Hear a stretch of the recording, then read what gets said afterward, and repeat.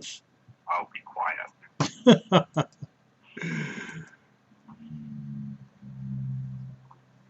feel bad for your workload.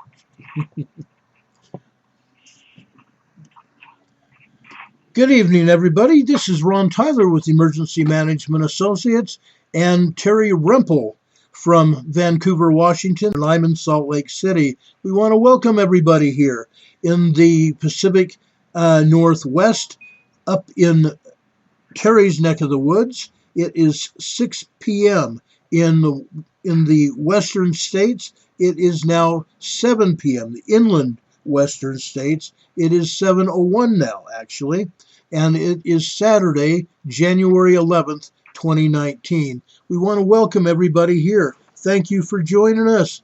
I have briefly been putting my 2 cents worth in on chat since I opened everything up a little bit early. I want to welcome everybody here. Thank you for joining us.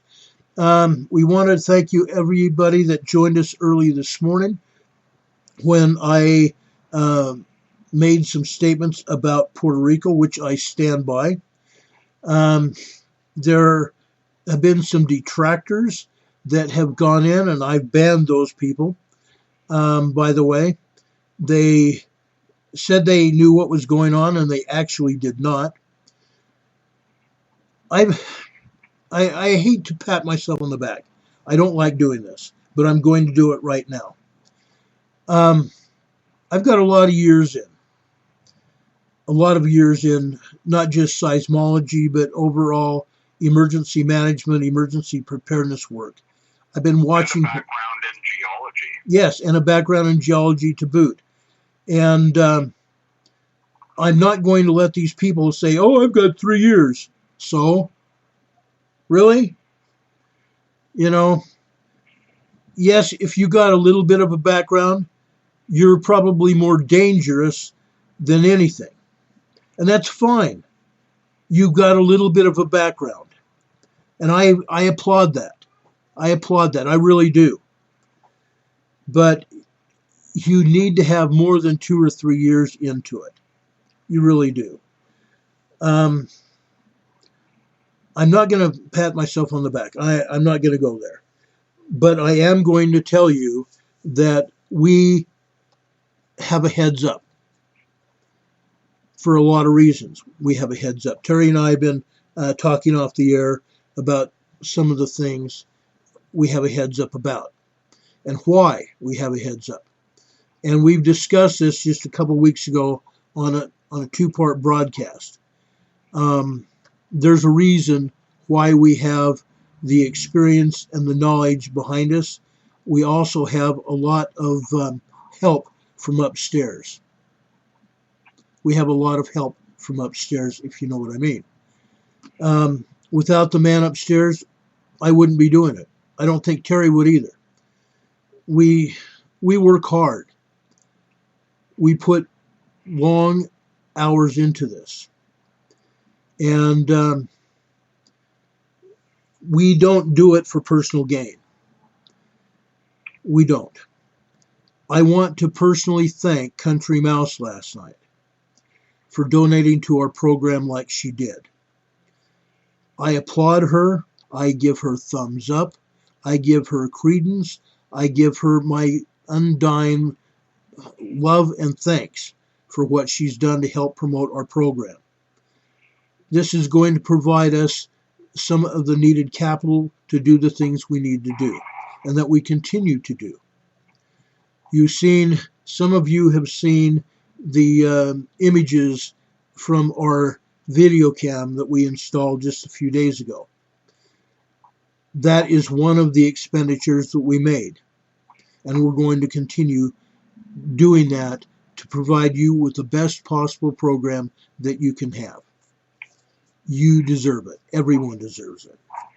And for those that are donating $5 here and $2 there, you're just as much appreciated. It's all relative to what you can afford. That's Not right. Everybody has the ability. I don't know if Country Mouse is a wealthy individual or just spent everything she had. I really don't know. I hope she didn't do that. and I hope she didn't. I told her in chat on the broadcast, make sure you save money for prepping yourself. And then she went and donated more money. So I don't know. I was quite amazed. Yeah. But obviously for her, we had a personal impact. And for somebody that donates $5, we've had a personal impact as well. Right. So it's not the amount. No, it's not. It has nothing to do with the amount. If you appreciated what we're doing and you decide to donate, but you know what? There's tons of people that can't afford to donate anything. It's a tough world out there. And if you can't afford to donate, don't feel bad about it. Prep for yourself first. Yes. Don't donate before prepping. Yeah. We have a lot of family members here that have children and pets and medical issues. Please take care of your family and yourself. Please take care of your family and yourself. That is the key. You know, I can't say that enough. I really can't.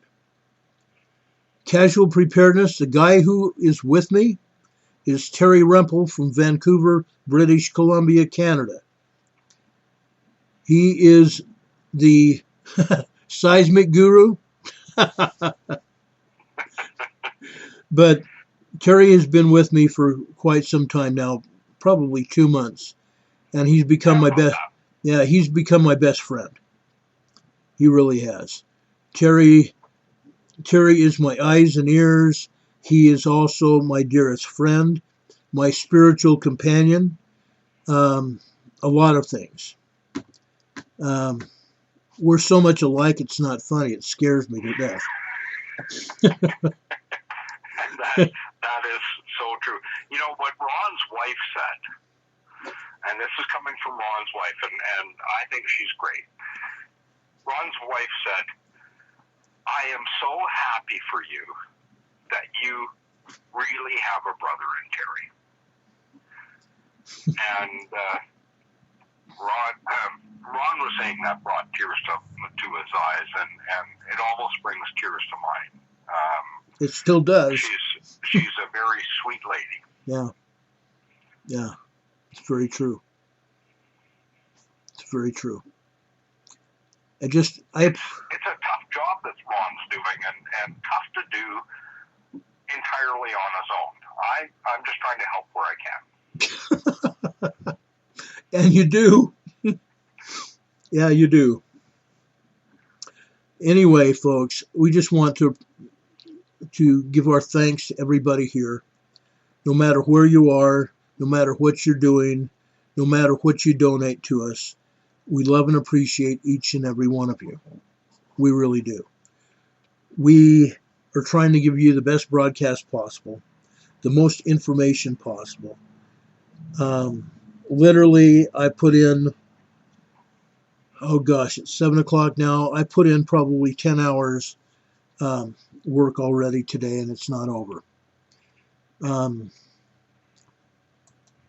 going to continue this until I can't do it anymore, period. In other words, they're going to have to put me in the ground to shut me up.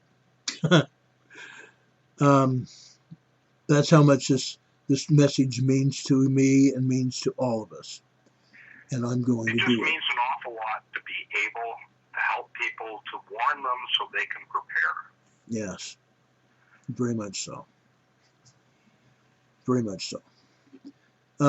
Aaron is saying he just saw a 4.4 up in Alaska. Is this the one of the two we need to be watching for? No, Aaron, that's not one of the two. This is completely separate.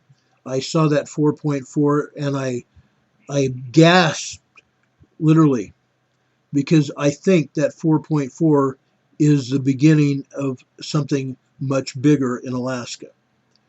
I've been calling for at least a 5.0 up around Anchorage for probably a month or so now. And I still think it's going to happen, and it may be much larger than that.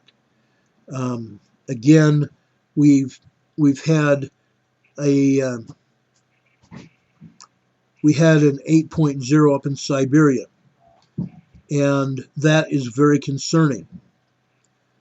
I believe that energy is on its way through Kamchatka Peninsula over to the Aleutian Island chain, and in fact, we've had a where is it here?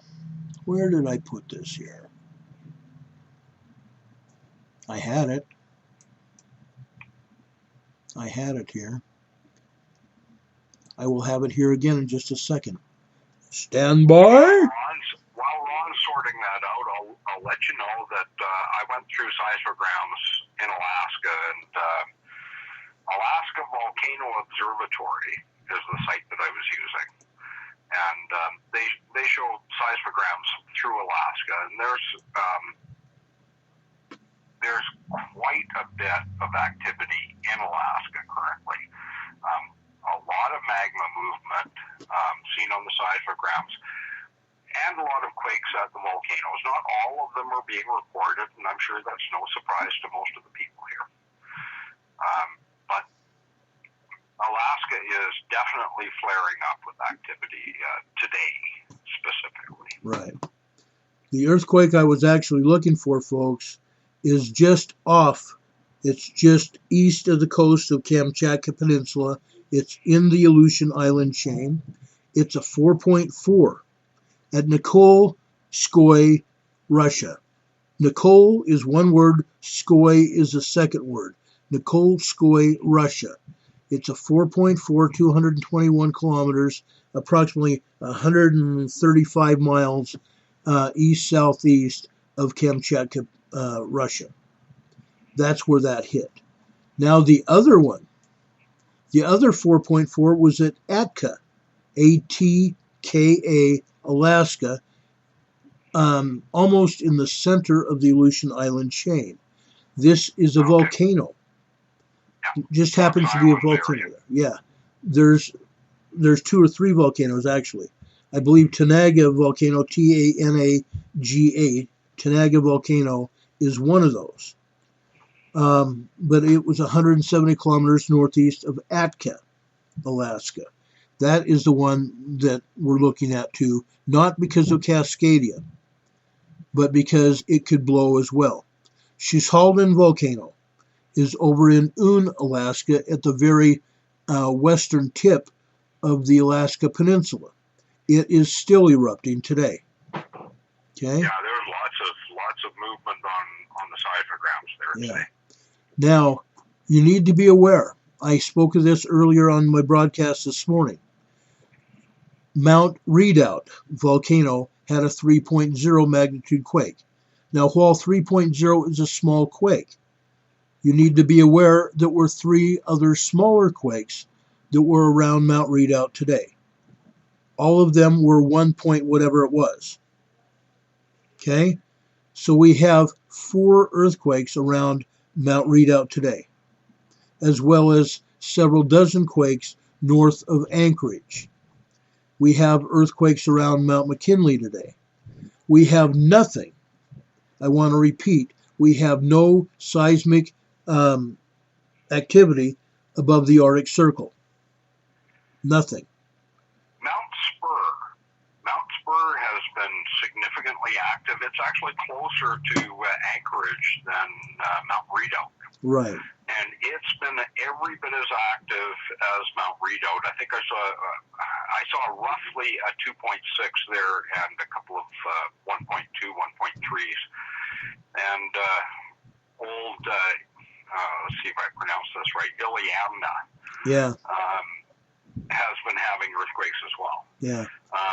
There's a Lake Bircheroff with a couple of volcanoes beside it, and it is regularly getting hit as well. So there's a lot of activity. Four Peaks Mountain is also getting hit. It's at the end of a 90-mile chain of volcanoes,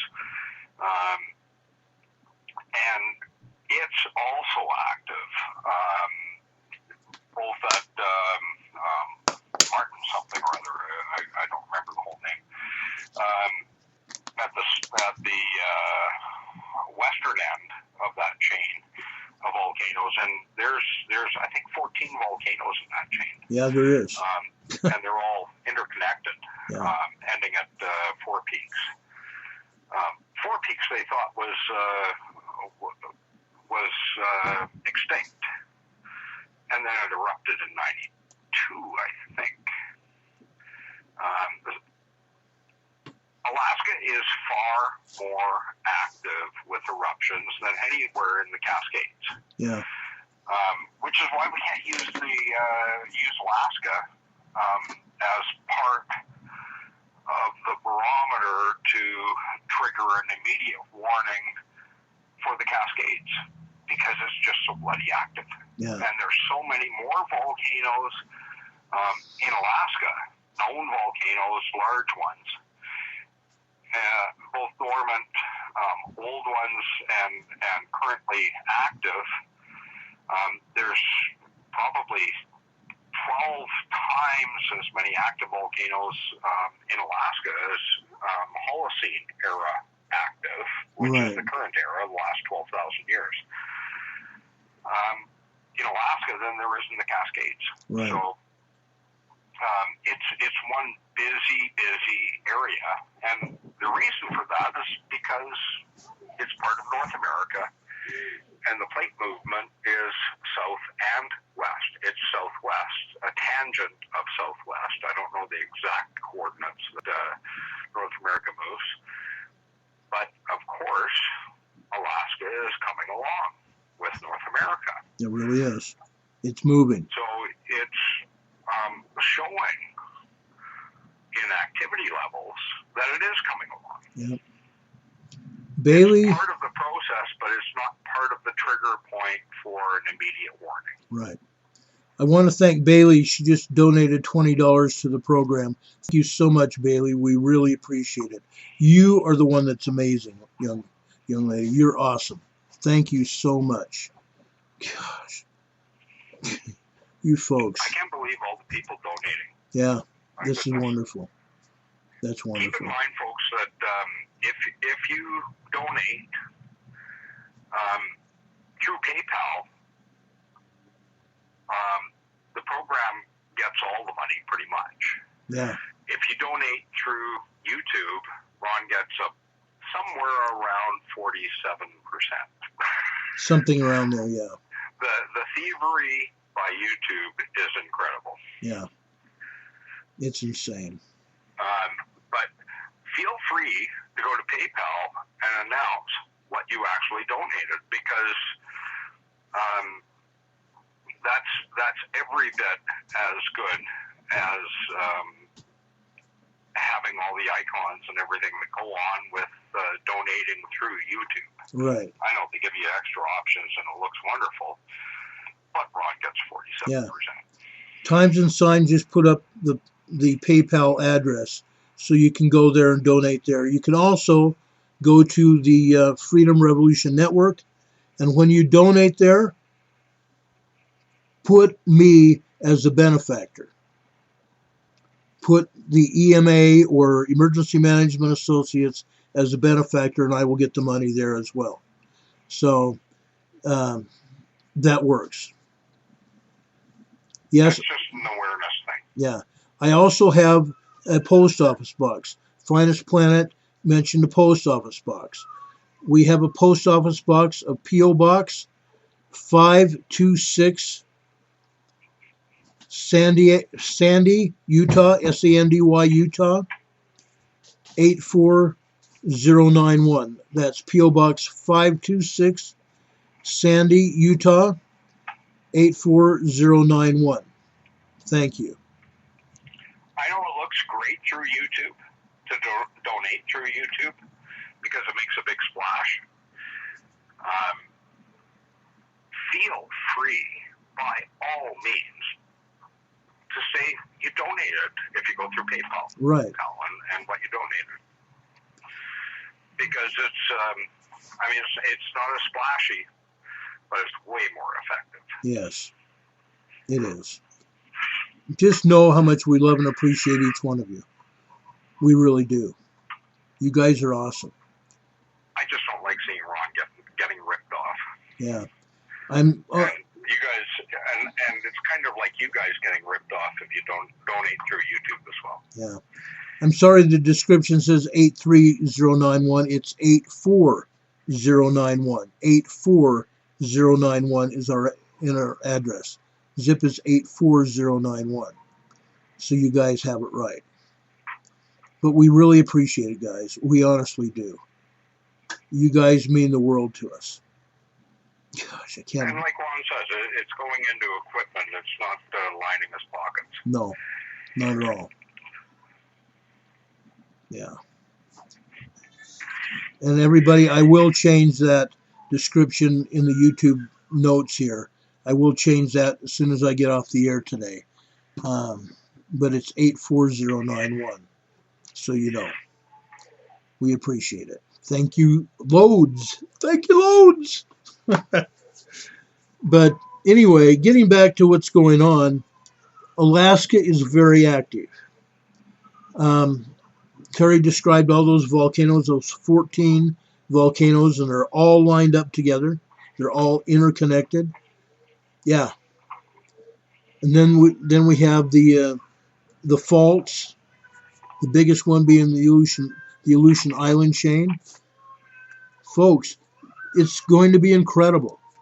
We're going to see a large earthquake in Alaska very shortly, and then all of that energy is going to go south and east. Okay? I hate to say it, but that's exactly what's going to happen. And I don't think it's going to be good. I honestly don't. No, we don't need more added pressure at the north end of the Cascadia. No. But it's going to happen. Yeah. Yeah. So I believe that's why the Cascadia always starts in the north. There's a force transfer that occurs typically, not with man-made quakes, but typically with the deep quakes that start in Fiji and Indonesia and work their way around. Now, there's some antipodal quakes, and I'm not going to get into a big description of what an antipodal quake is from the other side of the world. There's 30 degrees of variance. But there's some deep quakes around Kamchatka as well. That's normal. Yeah.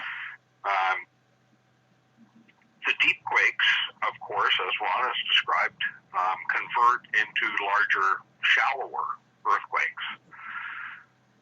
And then they work around the plate edges.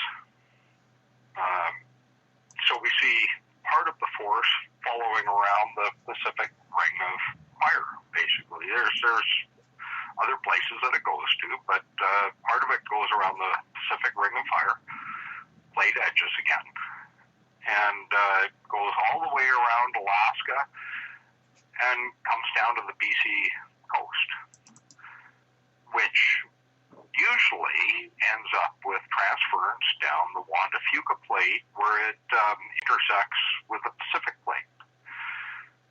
That seems to be changing. We keep seeing relatively large earthquakes at the north end of Vancouver Island that are not transferring south. A little bit's transferring south, but it's like a clogged pipe, just a trickle getting through. And the trickle's down to 1/300th of the force being applied to North Vancouver Island. Well, North Vancouver Island is the north end of the Cascadia, and that's likely because normally the force transfers through the Juan de Fuca down to the Mendocino Ridge, goes inland, and goes across the Craton, which is the very, very solid, very inland portion of the continent. But with the amount of friction involved in the Juan de Fuca plate and the Pacific plate, the force jammed up. It's not hardly allowed to transfer at all because of North America's movement. significant. We're seeing continental crustal movement now in periods lasting 40 minutes to an hour and a half to 3 hours. And they're happening with spaces of about 6 to 7 hours between them. It's quite apparent on the seismographs. If you know what you're looking at. So North America has greatly accelerated its movement, and it's picked up since the quakes in the Caribbean and the quake in southern Mexico. Yeah. And of course, we had another earthquake in Mexico today. Yeah. Now, we knew that was going to happen. We've been talking about it. Okay. This today was only a 5.7 compared to 2 days ago when we had a 5.0 over there in southern Mexico. Today's was a 4.7, and it was a relatively shallow quake at that. It was somewhere around 10 miles north of Pino Tepa, southern Mexico. Pino Tepa de Don Luis, Mexico, to tell you exactly. Terry mentioned deep quakes. We had another deep quake down in Fiji today, a 5.8 magnitude quake south of the Fiji Islands. How deep was that, Ron? 518 kilometers deep. Ouch. Yes. Now, I went to the depth to magnitude conversion chart. That's a full magnitude. Yes, it's going to, this earthquake, today's earthquake, according to the depth to magnitude conversion chart, is going to show another 1.04 magnitude that we're going to add to that. So where does that take us? To a 6.2 magnitude earthquake. Yeah, that's huge. It's going to mean a shallower, larger earthquake, upwards of 6.2 magnitude. And that normally works its way around the Pacific Plate. And it's going to add to force at North Vancouver Island at the north end of the Cascadia in about 10 days. Usually takes about 10 days for it to work around. Right. So 7 to 10 days, it's going to work its way around. Probably within the next 72 hours or so, we're going to see it as it works its way east. Or, excuse me, as it works its way west. Today, and some down to New Zealand, of course. Right. Today, we had a 5.1 magnitude earthquake in Vanuatu. This was also a shallow earthquake. Well, let's put it this way. USGS reports it as a shallow earthquake at 10 kilometer depth. Lucy Jones admitted last July that 10 kilometers means they don't know how deep it was. Yeah, it's a default depth. Yeah, it's a default depth. So this could also be a deep. They don't know, they say it's 10K. Yeah. But this was supposedly a shallow quake. If this is true, then there will be probably another very large earthquake, a 6.0, 6.2 earthquake in Fiji. Because Vanuatu just had a 5.1. A 5.1, yes. Now, if it's going east, that means a fulcrum point is right between Vanuatu and Fiji, which means Fiji is going to get hit. It could also go west, meaning Tonga could get hit, meaning Easter Island could get hit, or Chile could get hit.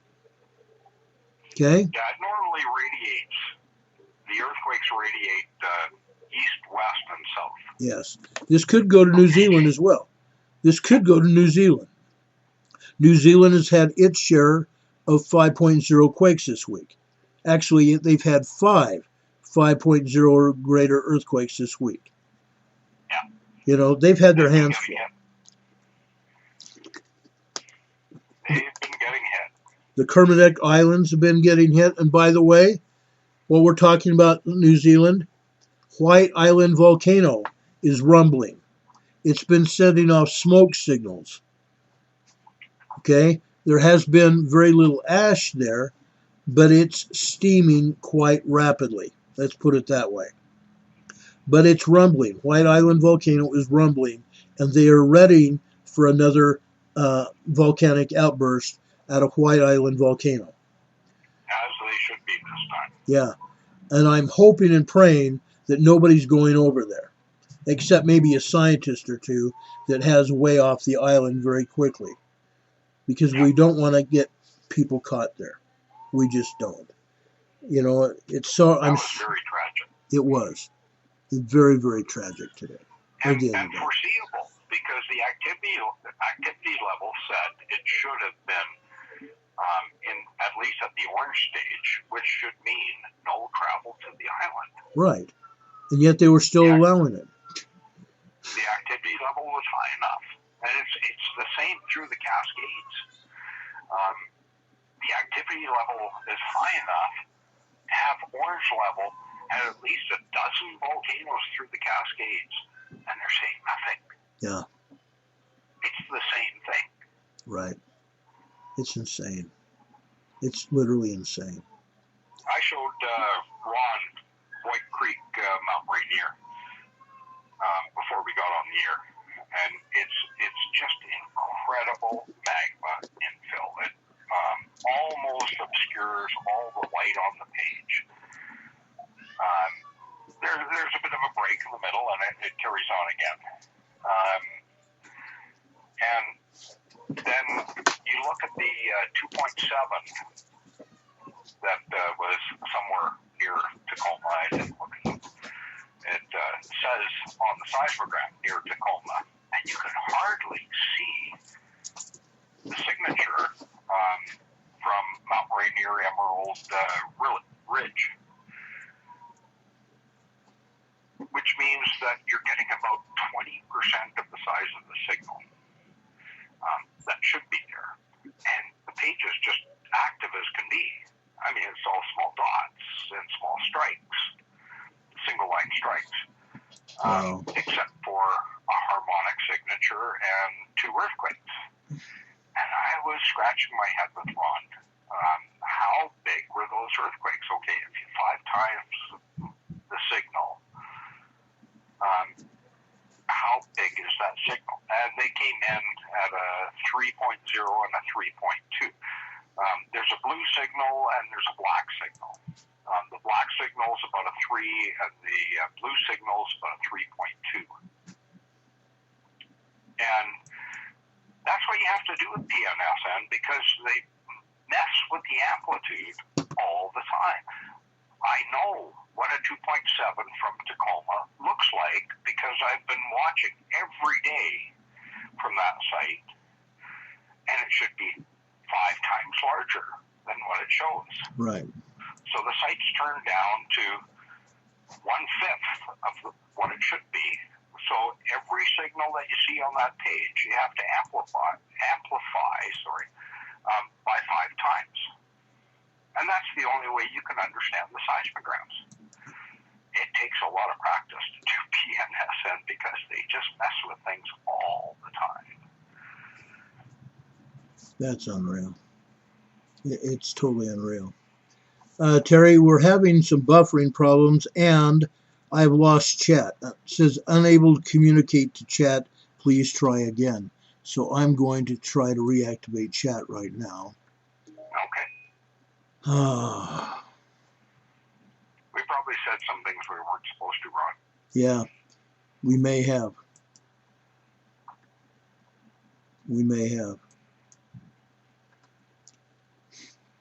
They said right before it went the chat went silent. It said lots of buffering. A lot of people are getting buffered, and now we've lost chat for some reason. I don't know what's happened. That is really, really weird. I would say that you've been producing the truth, Ron. Yeah. Even though we've missed AI keywords and stuff. There's going to be some humans watching at some point that understand that we're telling the truth. Yeah. And that's the result of telling the truth. Yeah. I'm hoping we're still on the air. We're still on the air. It shows us still on the air here. It just blows my mind. Let you do your thing for a little bit. See if you can get chat back up. That would be good. Yeah. Yeah, I'm going to see if we can get chat back up here. It blows my mind. Says we're still live. We're 35 minutes into, over 35 minutes, almost 36 minutes into the program. Oh, that's really weird. Well, I'm just going to take this moment to thank everybody for tuning in and listening to Ron. I'm not supposed to be on tonight, but Ron's got such a heavy workload. I really just wanted to reduce his workload. That's the reason that I'm on tonight. Yeah. And I'll help answer any questions that we have later from chat if we can get chat back. Yeah, I hope we can. Let's try something here. I was watching comments, Ron, and apparently I sound like Steve Quinn. Yeah, apparently you do. I saw that too. I'm going, huh? Steve Quayle, huh? That's interesting. That is interesting. I wouldn't have thought that I sounded like Steve Quayle, but no. You'd never hear yourself really. Yeah. Yeah. I go back and listen to I go back and watch the videos to see the comments afterwards, and it really doesn't sound like me. I don't sound like me either, but that's another story. What I hear in my own ears, and what actually goes out over the airwaves, is what I actually sound like, apparently. But yeah, apparently, and apparently I sound like I'm from Baltimore, but I'm not sure what a Baltimore accent sounds like. Yeah. It's hilarious. It really is. People have actually thought, speaking of how I sound, people actually think that I look like Alec Baldwin. And I have, in fact, been stopped on the street. I dated a gal who worked for my dentist a lot of years ago, back in the day in Denver. She actually thought I was Alec Baldwin. Oh, did she? Yeah. So you were a shoo-in then? Yeah, apparently. Until you broke the bubble. Until I broke the bubble, yeah. It blows my mind that I could have even been thought of as Alec Baldwin, but yes, there is a little bit of resemblance if you look at the pictures. I will give you that. But I don't think I do. Other people do. There's a slight bit of resemblance. I have a lot of years ago, been told that I look like Kurt Russell. I wouldn't have thought that. Alec Baldwin, I would have guessed, but maybe. I just think of Ron as Ron, by the way. Yeah, me too. Not a celebrity. But I wouldn't have guessed Kurt Russell. Yeah. It more than anything blew my mind. Totally blew my mind. But neither here nor there. I am me, and I'm not going to be changing to somebody else. It's impossible. What's my favorite Tom Petty sound? Or song, rather. Tom Petty song? Song. Yeah, song. Oh, gosh. Gosh, I don't know. Won't Back Down. Won't Back Down. There you go. It's my favorite song of everything by Tom Petty. Yeah. That's funny. You know, now that I'm probably not going to forget that song all night long. That's hilarious. Playing in my head. Yeah, it's going to be going through my head all night long. Unreal. Unreal. It'll be going through my mind. Okay, I've got messages. I'm going to reboot this thing. Okay. Stand by. I'm going to take her down and reboot her.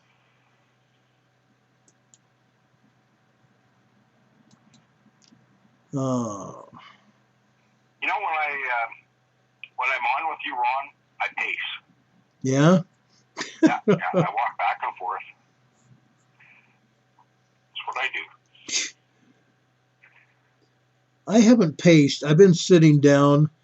There's one time I stood up and I realized the camera now was looking at my belly. Not good. Not good. I can do whatever I like while I'm on your broadcast. Yeah. Nobody sees me. You're an image not seen. Yeah. I love it. I love it. Let's see here.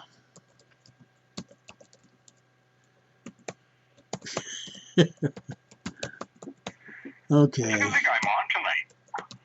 Yeah. You'd be killing time and you wouldn't have any Tom Petty stories. Oh, gosh, I love it.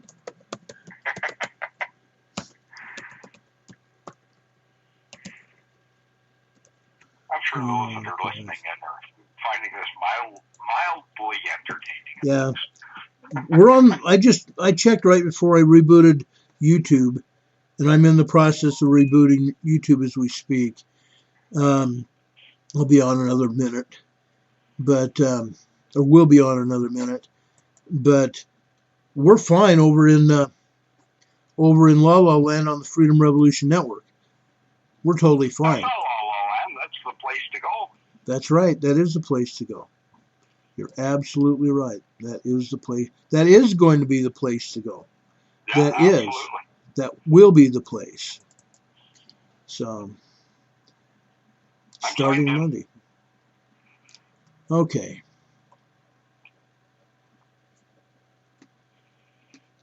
And if Anita's out there somewhere, I haven't checked my email since about noon today. So Everybody, welcome, welcome, welcome. This is part 2 of the Seismic briefing Saturday evening, January 11th, 2019. The time now is 7:43 p.m. We lost our signal on YouTube before, so hopefully we're back. Hopefully we're back. Jenny, welcome. Thank you for joining us, my dear friend Jenny. Robert Lazar, Yahushua's disciple, we're here, Times and Signs. Okay, we're getting everybody back. Sorry about that, everybody. I don't know how we lost our signal, but we must have said something because the AI picked us up, buffered us, and then sent us out to the middle of the solar system someplace. But we're back. I think Ron was playing his harp again. Yeah, I might have been playing my harp again. Oh, gosh. But we're back. We're back. We're here. Anyway, thank you all for coming back. Alaska. Yes, I was in Alaska. We were talking about Alaska, doing all sorts of crazy stuff. No, actually, we left Alaska. We were talking about Fiji and the deep earthquake over there. Oh, And that's right. it was the deep earthquake was 4.8 south of the Fiji Islands. That was 518 kilometers deep, which means we're going to add another 1.4 to the outcome of the following shallower, larger earthquake. So we're going to get a 6.0 to 6.2 out of the coming earthquake in the next probably 72 hours plus. That's what's going to happen. Oh, and some breaking news. Ding, ding, ding, ding, ding, ding, ding. Breaking news, breaking news. If you missed the segue, we were filling time, and Ron found out what my favorite Tom Petty song was. And what was it, Ron? Don't back down. Don't back down. Love it. Now I'd get censored and booted off again if I started singing it. Well, the intro to the song is playing in my head right now. Yeah, mine too. Doggone it. If I started singing, they'd throw me off the air because I can't sing. That's what some people think. I can't sing. I've actually been told I can't sing, and yet I've sung in choirs and all sorts of groups and done solos. I can sort of sing. I'd make a backup singer, maybe. You and me. We could do it. Yeah. Oh, yeah, it's going gosh. to be the Ron and Terry band coming up yet. There you go. Yeah. There you go. We're going to need somebody on instruments. Oh, And yes. the only way we're going to fly is if we harmonize. Exactly. Anyway, folks, yeah, somebody mentioned it. Throw the likes up there, guys. Let's get up into the hundreds of likes. We're now at 59. We were well over 100 before, about 139. We've got 108 people in chat again. We had 239 before. Let's bring all the numbers up again, please. That would be great. We're trying to get YouTube to boost us up in the ratings so more people hear and watch the show. That's the bottom line. So hit the like button, smash it, mash it, whatever it takes. Smack that thing around and get it going. Those of you that are here, please also check your subscriptions. YouTube has a habit of kicking people off the subscription list, and also check your notifications. And when you do check your notifications, click all to make sure you get notified of all of our broadcasts. That's very helpful. Okay. Yahshua's disciple, Ron, question. Please scroll up. Scrolling. Here we go. Scrolling. Here we go. Early questions. Ron, question above. Scrolling some more. Thanks, Annie. That wasn't a question. Okay. Here's the question. Does Terry believe that an Alaska quake will trigger Cascadia, or do we still need a 4.0 Cascade volcano? We need a Cascade earthquake. Yeah, not Alaska. I don't include Alaska in what's going on. Just because it's harder to track, and it's more common in Alaska. Having 4.0s in the Cascadia range, and I don't mean somewhere around the Cascadia. I mean in the Cascadia range of volcanoes, and that would include Mount Baker and Rockport and Mount Mitchell and Tom, Dick, and Harry, and all the ones that are actually in the chain of volcanoes. Yeah. Because those are the ones that are trackable, and those are the ones that are unusual. There's so much activity in Alaska compared to the Cascades that you can't use Alaska as a comparable. You can't use it as a trigger. Alaska has, I was going through them, they've had like 40 times as many eruptions in the last 1,000 years as the Cascades have. So it's just so much more active up there that Alaska is not a good barometer, but it is really, really unusual to have anything over a 2.5 in the Cascade range. Yet today we had a 3.0 and a 3.2 at Rainier today. Ron and I went over those seismograms together. and we had a 4.0 at Rainier, I think 5 days ago now. So, and we had a 3.5 to 3.7 at Glacier Peak 3 days ago, I think it was. Those are exceptionally unusual. We don't normally get anything above a 2 in the Cascade range. We might get the odd 2.5, 2.7 in the Cascade range itself. But that's unusual in itself. So can you imagine just how unusual it is to have a 3.5 to 3.7 at Glacier Peak and to have a 4.0 at Mount Rainier? And then today at Mount Rainier we had a 3.0 and a 3.2. Those are all exceptionally unusual because the Cascades doesn't normally have them. So that's the better barometer for how much movement we have in the plate of North America moving westward, and there's enough perimeter sites. I don't care if they muck with the volume, I can still see through the crap. I can make the calculations in my head based on duration and size relative to the volume on the seismogram. And they've got Rainier Emerald Ridge turned down to 20% currently. Yeah. And you can tell because there's a 2.7 showing up in Tacoma on Rainier Emerald Ridge, and you can't hardly see it. Well, volcanoes act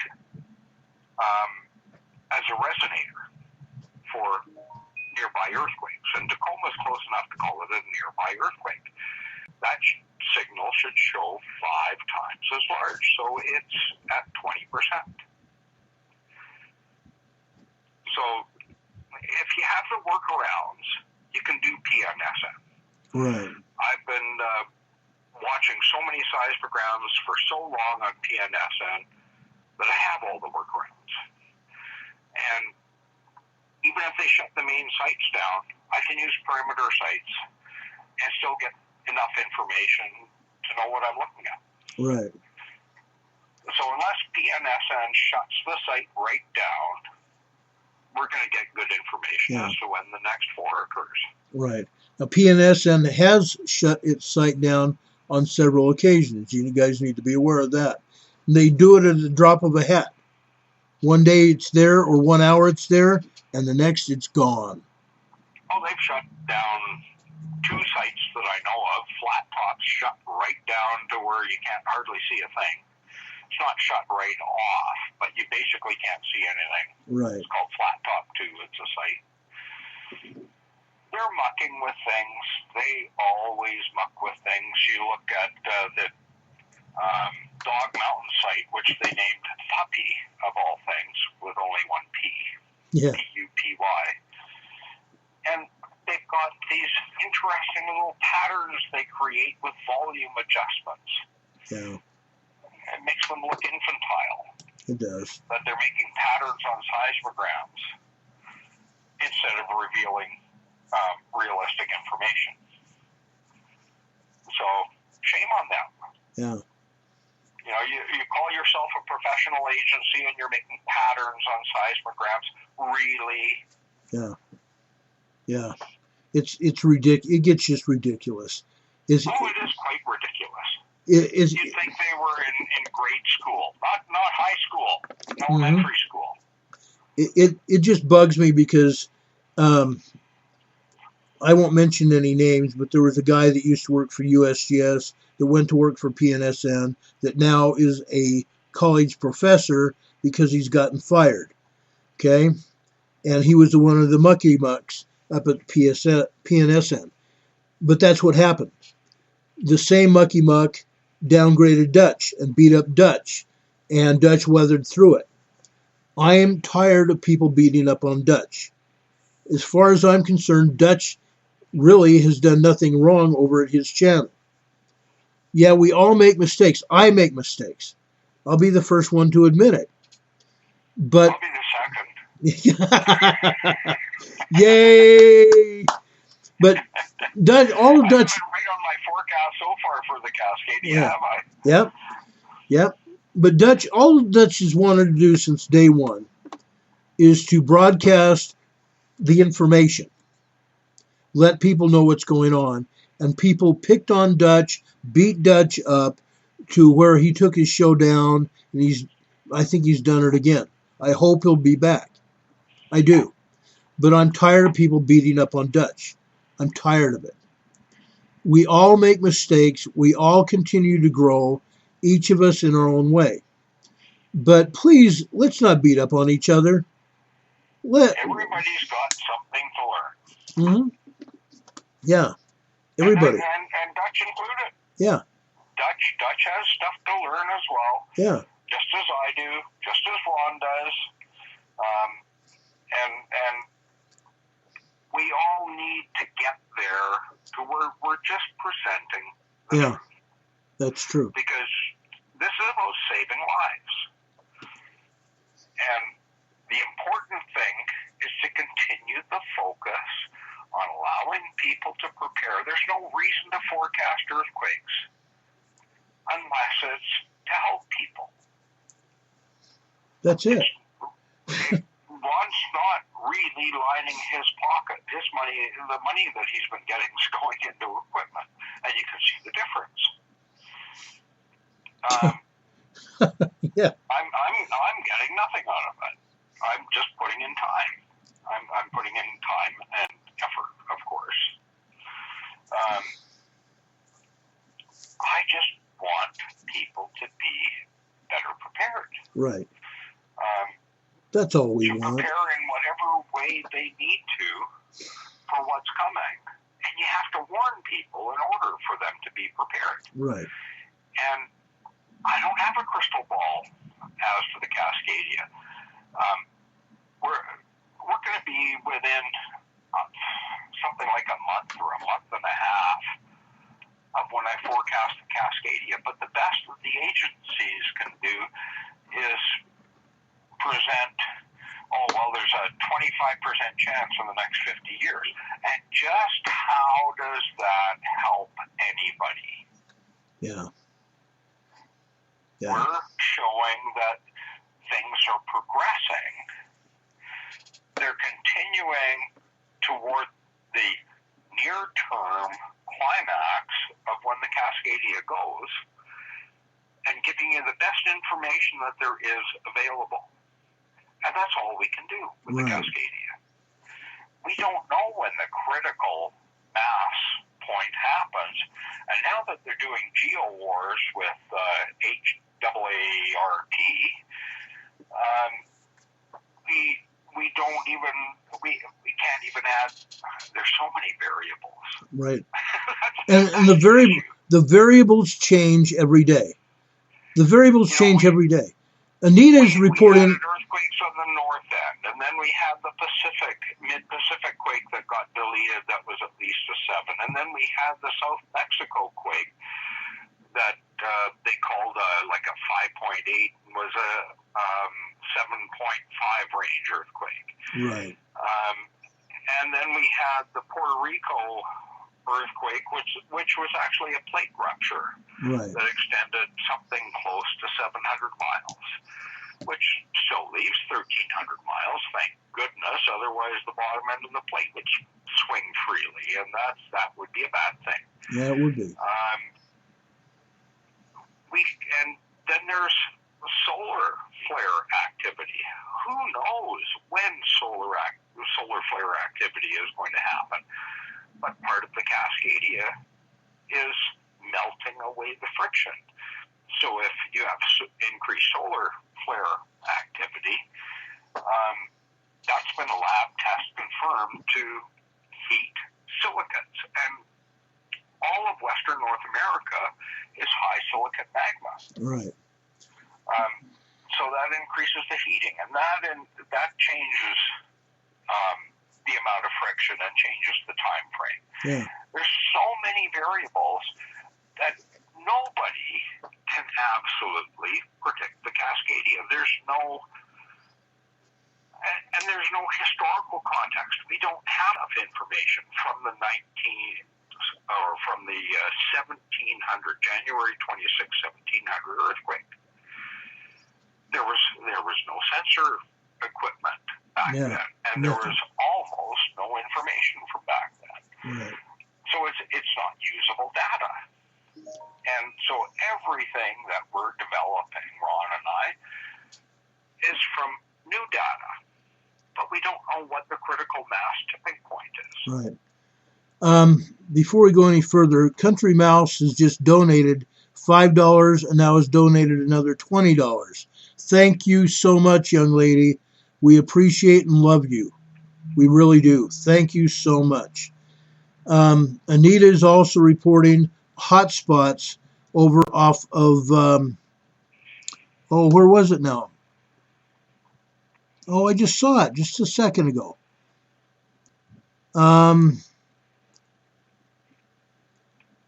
There's a hotspot. I'll find it. She just gave it to us a minute ago. Doggone it. Anita just gave it to us. I haven't checked my email since about noon. Yeah. Anita just said that there was a hot spot here. And I got it, and I got busy with this. We got busy with this. Let me look here. Off the coast of Washington. A hot spot off the coast of Washington. That's cold, deep water out there. Yeah. Now, we've had hot spots out there. About, I think it was a week and a half ago, we had a hot spot out there. A week ago, but yeah. It could have been.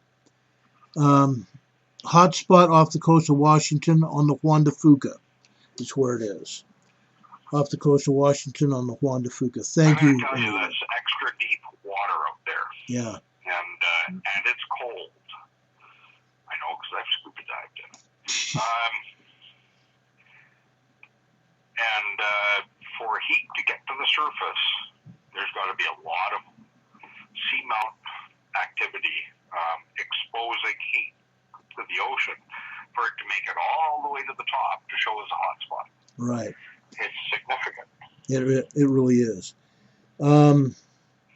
Hippy Dippy sent me a picture. I'm going to try to find the picture, and I'll put it up if I can find it here. Hippy Dippy. Yes. By the way, folks, Carolyn Martin, who's a frequent visitor on our page here, just sent it. There's a 5.6 magnitude quake off the southwest coast of Africa. A 5.6 magnitude earthquake off the southwest coast of Africa. Now, that's unusual. Yes. Now, we also had a 5.1 magnitude quake that was down, where was the location? It was down in Bouvet Island. And that is also, actually, this new earthquake was off the, yes, it was off the coast, southwest coast of Africa, Bouvet Island. But earlier today, there was a 5.1 magnitude earthquake in the southwest Indian Ridge, which is just north of the Antarctic, just north of the Antarctic. So we've had that 5.1, and now we have a 5.6 at Bouvet Island, which is also southwest of Africa and north of Antarctica as well. So we're continuing to see large earthquake activity, very large earthquake activity down in the southern hemisphere. And I honestly, now we've had two very large earthquakes down there. I have a feeling this is going to continue. The next one could probably be on the South Antarctic Ridge in the Pacific Ocean, just north of the Antarctic, and probably off of the west end of southern Chile. So that's a possibility as well. When this stuff happens, West end or east end of southern Chile? This one will probably be off the west end of southern Chile. The next one, if it continues like it's doing, it's progressing west. And if it continues, it'll probably be either off the southern tip of Chile or off the southwest coast of Chile. Either way, there's going to be probably a significant amount of earthquake activity in the southern hemisphere. This doesn't usually stop. It doesn't usually stop. Once it continues, it does continue. I have a picture from Hippy Dippy, thank you very much, of this hotspot. This hotspot that's over off the Juan de Fuca. Okay, now you see it. Now you see it.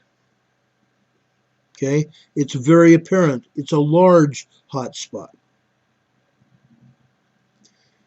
And for North Vancouver Island, just so you're aware, Newcastle Ridge has been showing a lot of continuous activity, and it comes across as magmatic activity because it's so long in duration.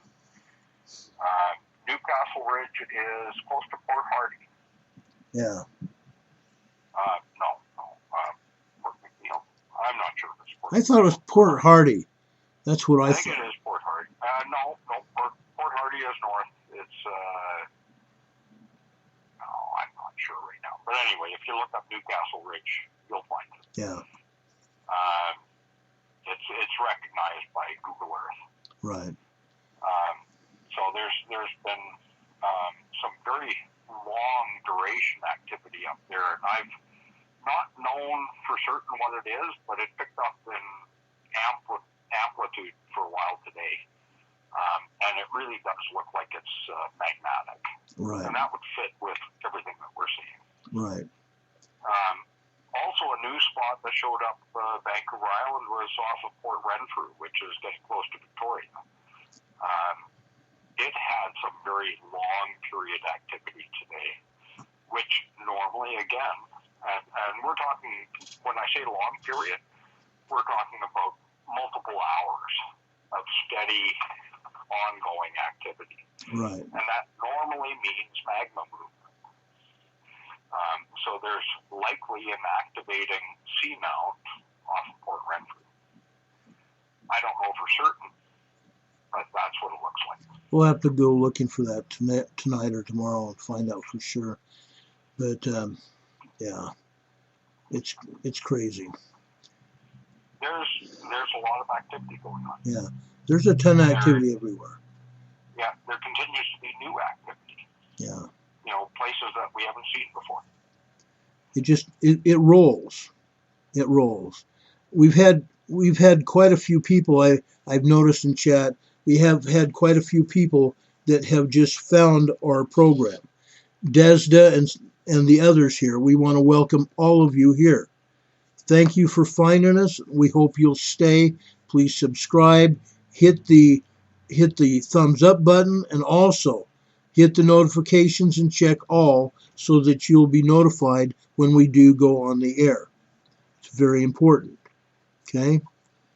Please do that. What we're producing here is some very real, necessary and vital information on earthquakes around the world, volcanoes around the world, and the Cascadia. And I very much focus on the Cascadia myself. We're in the process of the Cascadia releasing. Nobody was aware that we would have precursor signs to the Cascadia, because the last Cascadia was January 26, 1700, and there just wasn't enough data from then to know that there were precursor signs. But what we're seeing is both crustal movement through seismograms all the way from east of the mountains to the coastline. And we're also seeing magma infill signatures at all of the big 12 volcanoes through the Cascadia, including Shasta. We've had 6 venting plumes, and they are major venting plumes in the Cascadia, plus one at Seax. And we have an absence of snow on the volcanoes, of all things, because they're hot. Yeah. There's been incredible numbers of microfractures. Outside of that, all of the Oregon and Washington seismographs have been active. If you look at Mammoth today, my goodness, did it ever pick up? You guys ought to look at that one. Triple at least its normal activity level. Yeah, I would agree. I was blown away. Just ongoing infill signatures at Mammoth with what's going on. North America is moving. It's part of the increasing size of the Atlantic Ocean, the spreading of the mid-Atlantic ridge, and North America is moving into the Pacific, and it's on the move. The pressure has been built up for 320 years, and it's overcome static pressure. When it does that, it sends deep crustal released water into the volcanoes on a widespread basis, and that confirms that it is, in fact, North America moving. Yeah. This is the basics of plate tectonics that continents move. It's not the Juan de Fuca plate moving.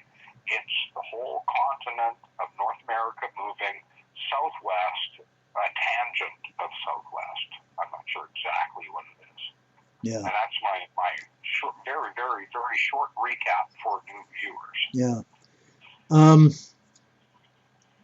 Speaking of that, Heather wants to know, and this is a good reminder for everybody, starting Monday evening at 7 p.m., we're going to be going off YouTube. You'll no longer be able to see the live broadcast here on YouTube. You need to go over to the Freedom Revolution Network. I'm going to repeat, the Freedom Revolution Network. Now, what I'm going to do here is what I did yesterday. I'm going to show you the Freedom Revolution Network. Okay, I've got it up here. Here it is. I want to make sure I've got it here. And YouTube has been an increasing challenge in a number of ways. There's good reason to leave. Yes. Okay. I'm showing you the Freedom Revolution Network. If you go up here to FRN, which I have highlighted right there, go up to FRN at the top of the page. Go there, and as you see, there's a drop-down menu. Go down to the EMA radio video. EMA radio video that I've got highlighted there. Once you click on that, you're going to come to this show, what we call this show page. When you get to this show page, I'm sorry, let me make sure I've got this right. I want to make sure you can see this. Okay. I'm sorry, I was tilted down wrong. FRN radio, drop down menu, click on EMA radio video. Okay, that'll bring you to this show page. When you get there, you're going to see where you can click on our active video that we're presently doing. You can scroll down and you can see the radio show, where you can see the radio show. Okay, let me make sure that's on here. I don't want you guys to be messed up.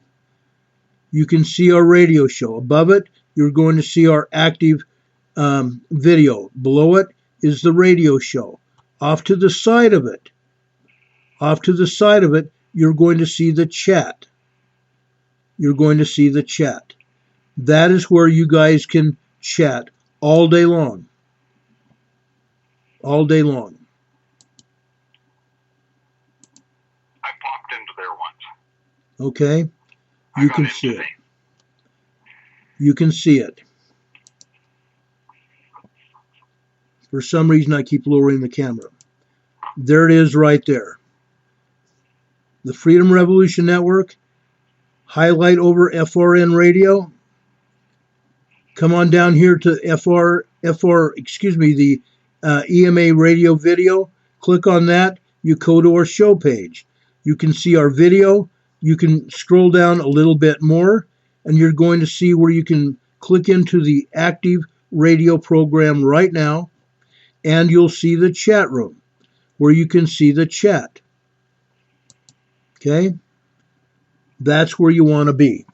And how do you get to just the chat room when you're not on one? You just do the same thing. You do the exact same thing. Go to the show page, and you go to the chat. Go to the show page, and you can go right to the chat. Okay. Now, There you go. Heather also wanted me to say something, or she mentioned it. I'm going to say something too. This morning, Heather was accused of fear-mongering because she shared the picture of the Puerto Rico earthquake, the seismogram that I posted. It clearly showed an 8.0 magnitude earthquake.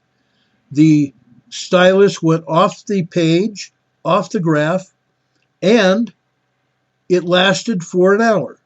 This was clearly not a 6.0 earthquake. 6.0 would not have gone off the paper, and it would not have lasted an hour. Okay? It wouldn't have. You can go right now, if you go over to our community page, go over there and look at that seismo that I posted there of the 8.0 earthquake over in Puerto Rico today. And let me say to all the slanderers out there, posting the truth is not fear-mongering. Posting the truth is not fear-mongering. Stating the truth is not fear-mongering. Leaving people without warning before a very large earthquake is criminal. And how dare you accuse others of fear-mongering when you won't provide the truth? You know, I'm tired of Heather, myself, and others being accused of fear-mongering. It's just not the truth. It's not the truth. And I'm sorry. The truth is frightening. If you're not prepared to accept the truth is frightening. Right. What's coming? I have no argument with that. Right. But stating the truth is not fear-mongering. Right. That's allowing people to be prepared in whatever way they need to be. That's all that's happening on this program. I'm just tired of it. I'm frankly tired of it. Doggone it. I am so upset about it. Because, and I understand where Dutch has come from in the past. Okay, I totally understand. But even with that,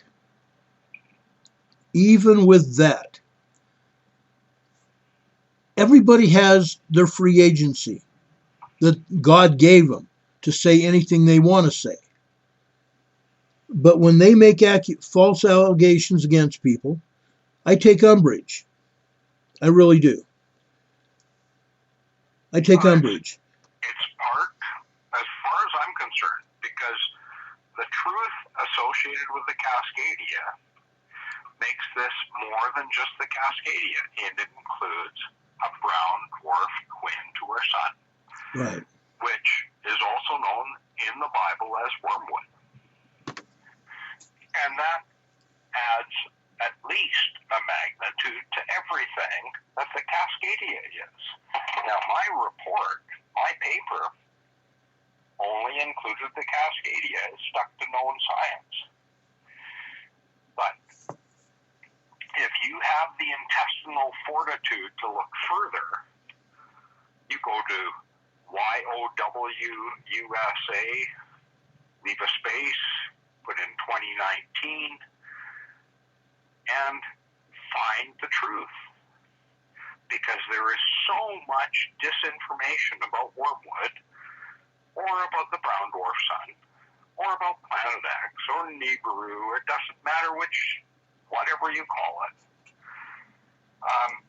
You know it's got to be real, because otherwise there wouldn't be a real aggressive campaign of disinformation. Anybody that's done searches for truth through the internet knows that all truth of consequence must be attacked. And this has been attacked more heavily than anything else.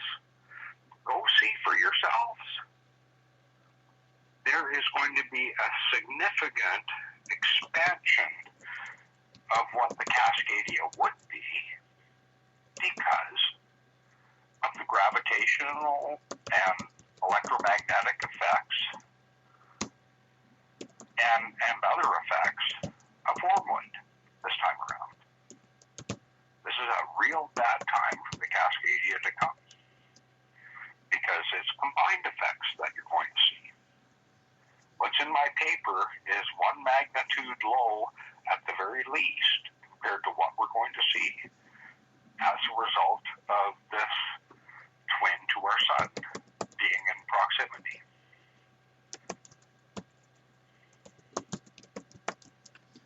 You know, there's a lot of things going on.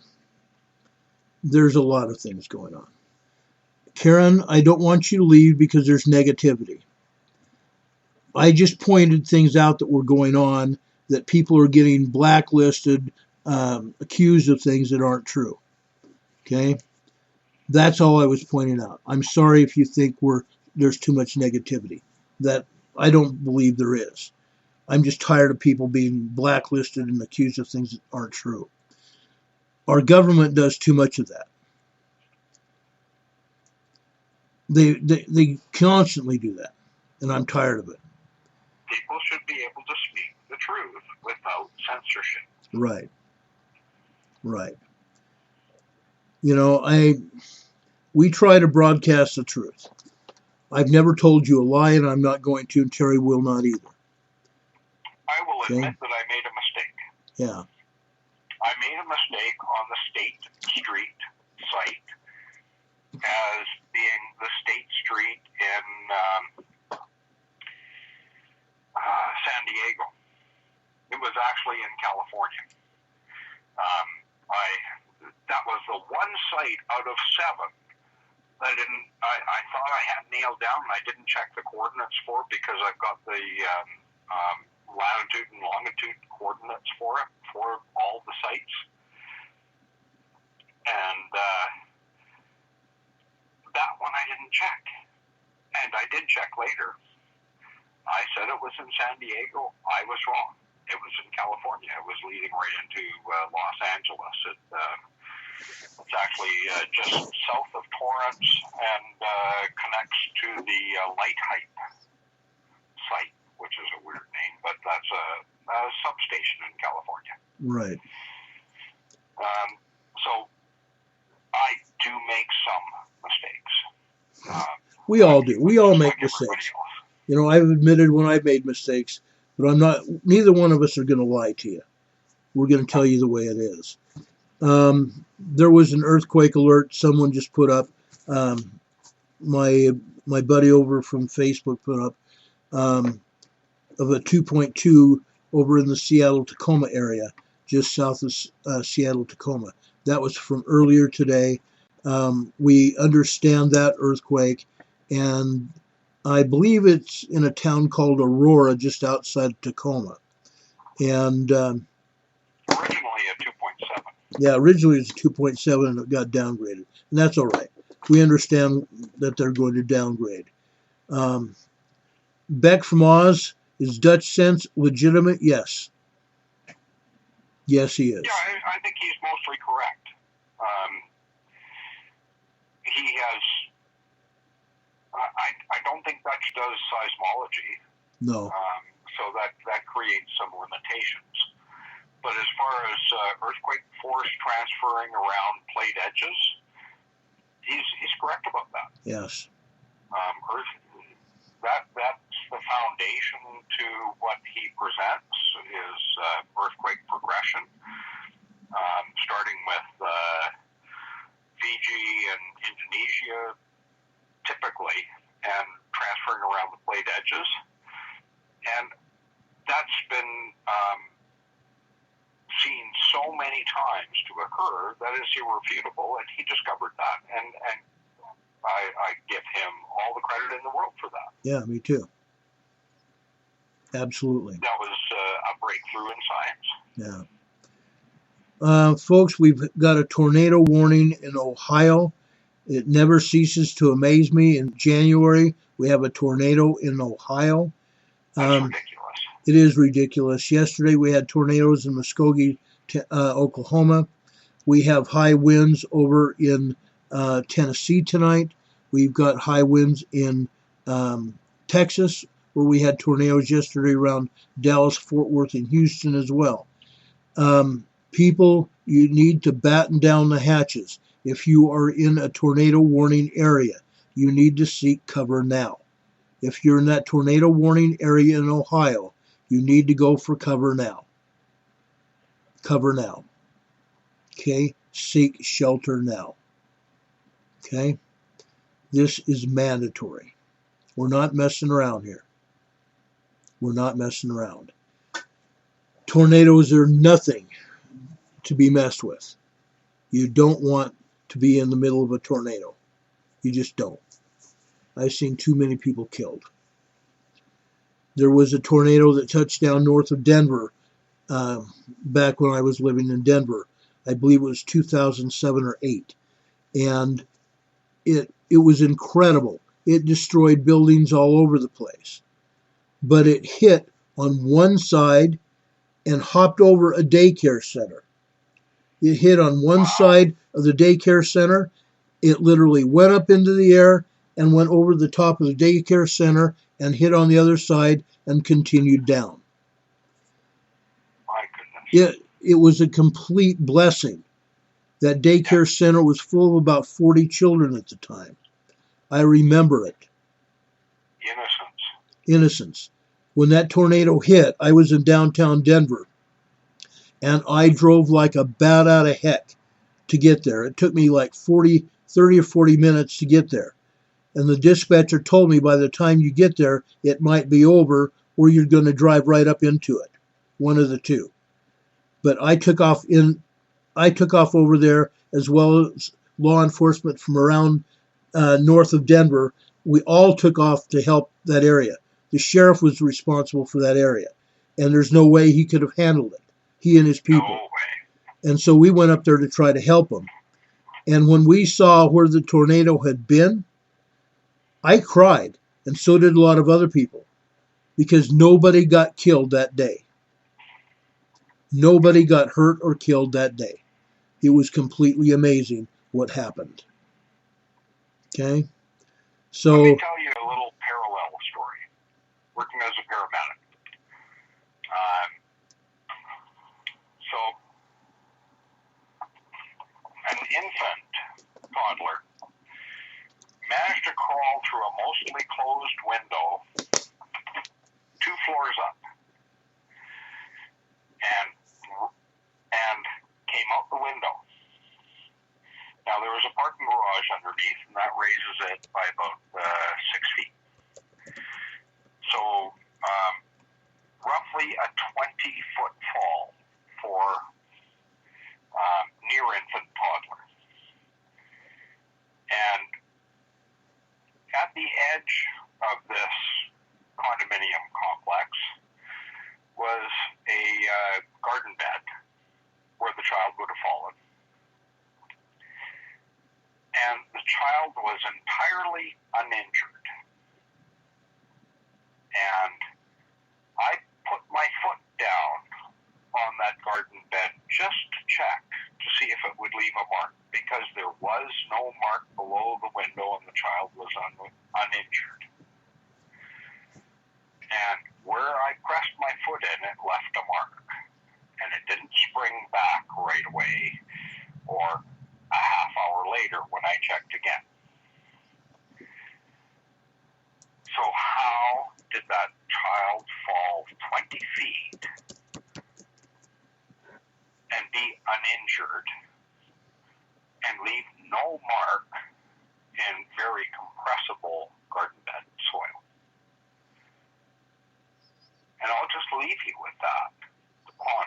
Yeah. I've seen some things in my career as a paramedic. I have too. Gosh, brings back so many memories, good and bad. It's unreal. It's a miracle. It really is. You know, I've seen people be saved from fire. A lot of years ago when I was a volunteer firefighter, we were up on top of a ridge, top of a hill.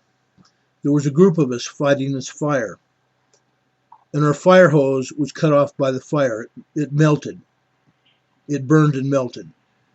And we were without water to fight this fire. And the fire was coming up both sides of the ridge at us. We were at the top. Fire was coming up. And all of a sudden, out of nowhere, a Braid bomber, a firefighting aircraft, came out of nowhere and put out the fire on both sides of the ridge. Couldn't believe it. My partner, who is now my partner at the time, his name was Mark. And I remember Mark saying, "Ron, pull up your turnout coat over your head." So that's exactly what I did. I unbuttoned the top button and pulled it up over my head. And just at that moment, the bomber dropped the fire retardant all over us and all over both sides of the ridge and stopped the fire. Amazing. Completely amazing. Yeah. Miracles. Miracles. We thought we were done. We were on the ridge by ourselves. There's 4 of us. And we're by ourselves. You know, and all of a sudden, out of nowhere, I've seen children be saved. I saved a child at a car accident one night. It wasn't me. It was the man upstairs. If I hadn't done what I did, the child would be gone.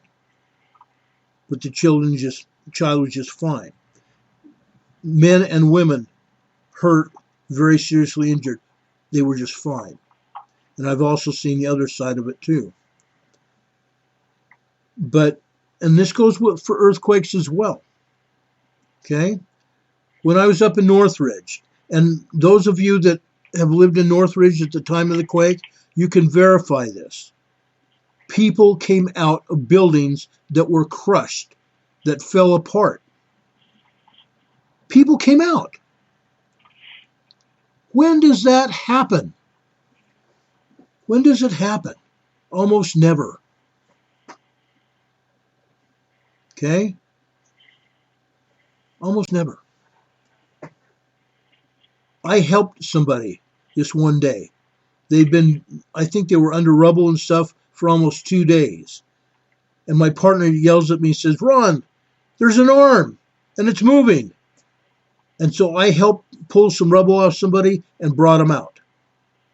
Amazing. And they hardly had a scratch on them. This earthquake we are talking about is survivable. You need to prepare.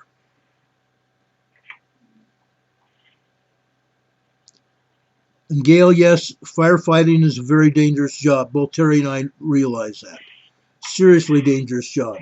19 wonderful firefighters fighting a brush fire a few years ago died fighting this fire. It was horrible. It was horrible. They've now got a monument up there in Arizona to the Arizona firefighters that passed. It's amazing. It's just amazing. Dry country fires are so hazardous. Yes. Little wind shift does you in. I wasn't a firefighter. I was a paramedic only. But I understand. Yeah. It's amazing. It's amazing. And I worked with firefighters and paramedics setting up command posts in California before I left California, and then I did it again in Colorado. You guys that are paramedics and paramedic firefighters, I take my hat off to you. All get down on a knee and thank you because what you've done. Yeah, there's stories I won't tell. Yeah. Ron and I discuss war stories. That's kind of the brotherhood, because he's got his police war stories. He knows I can relate, being a 35-year paramedic, and I've got my paramedic stories, and I know he can relate because he did some of the first responder side of being a combination firefighter and police officer. Yeah.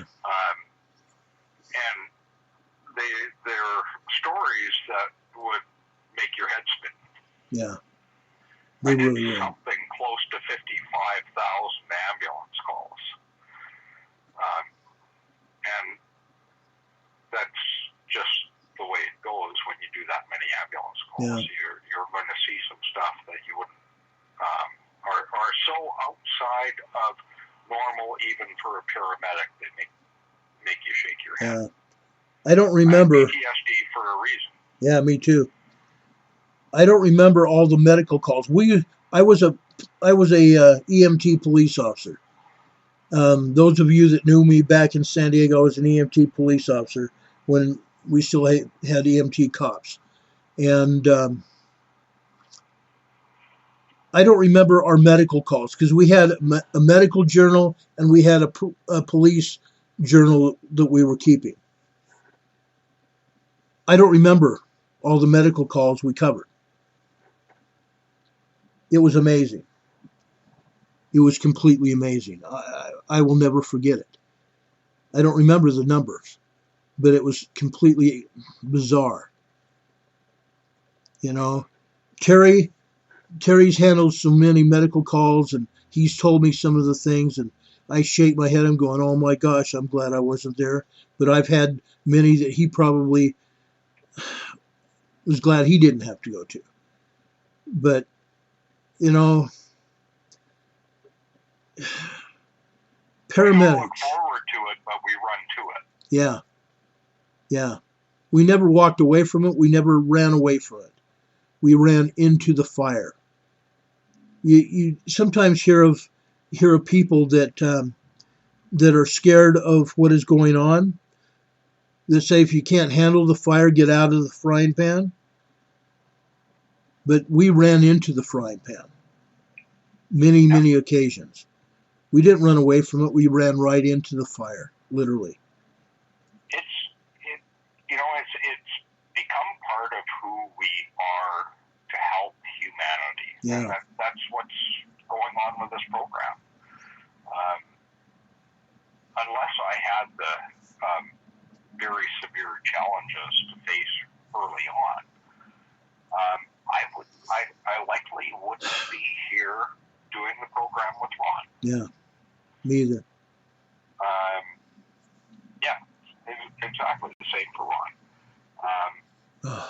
We've been kind of tempered by the fire. Yeah, literally. Literally. And that's just the way it is.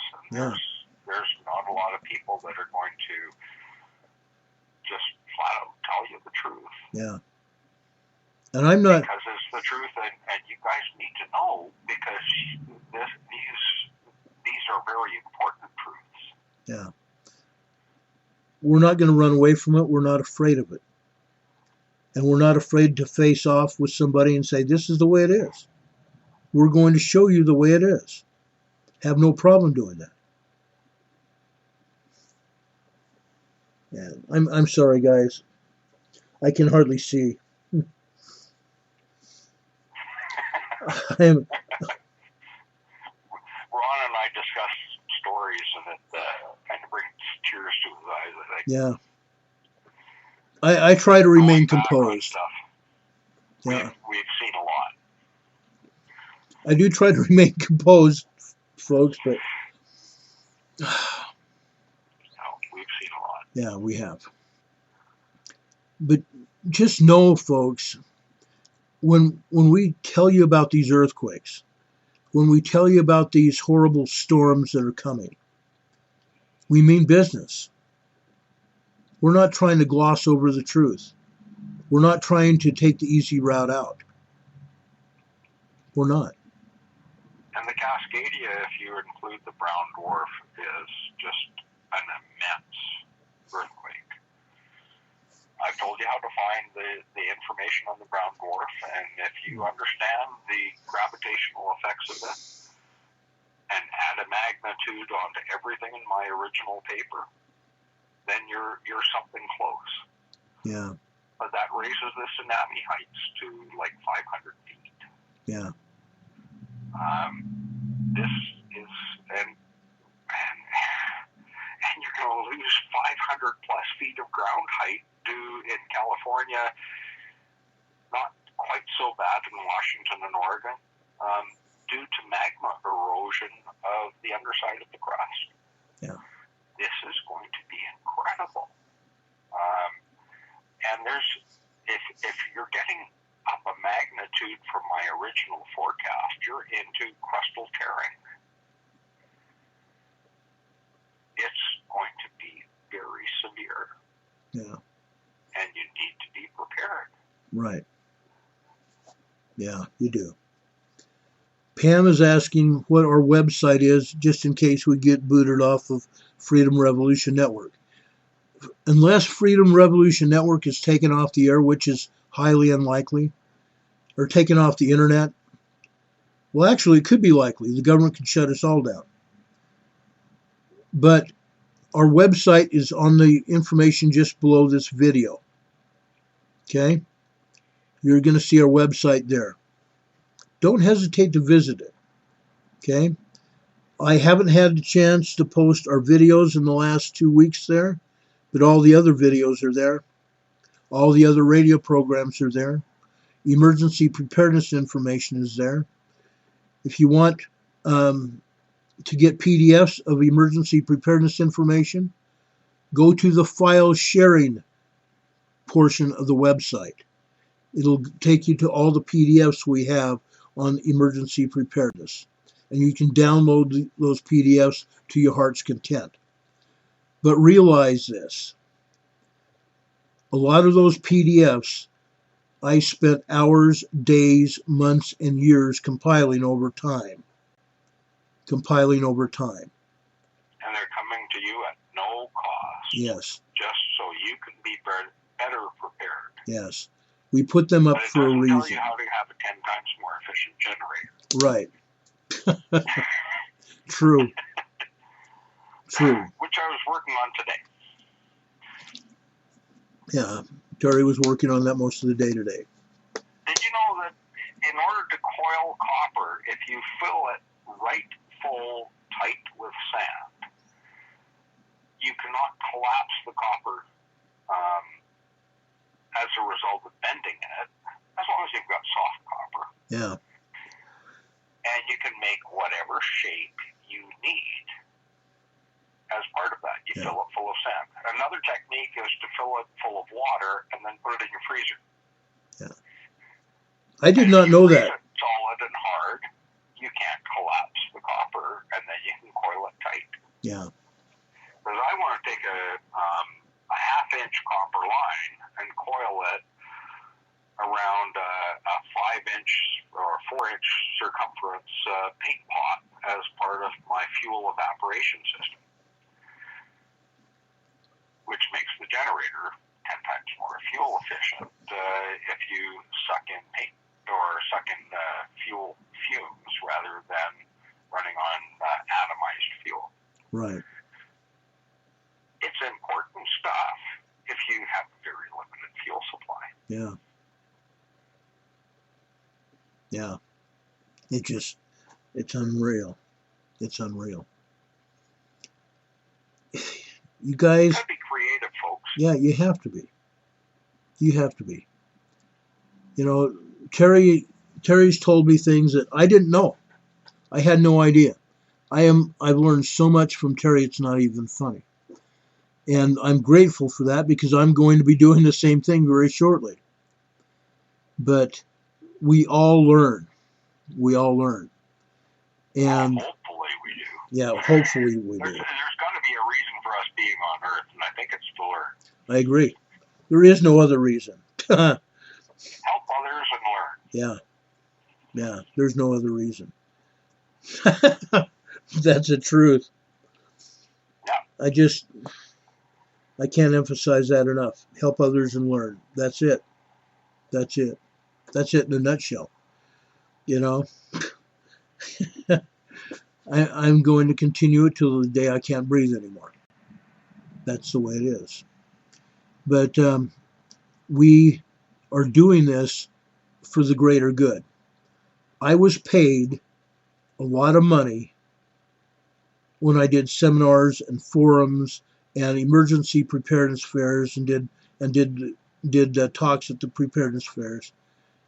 And you've got the information right there at your fingertips.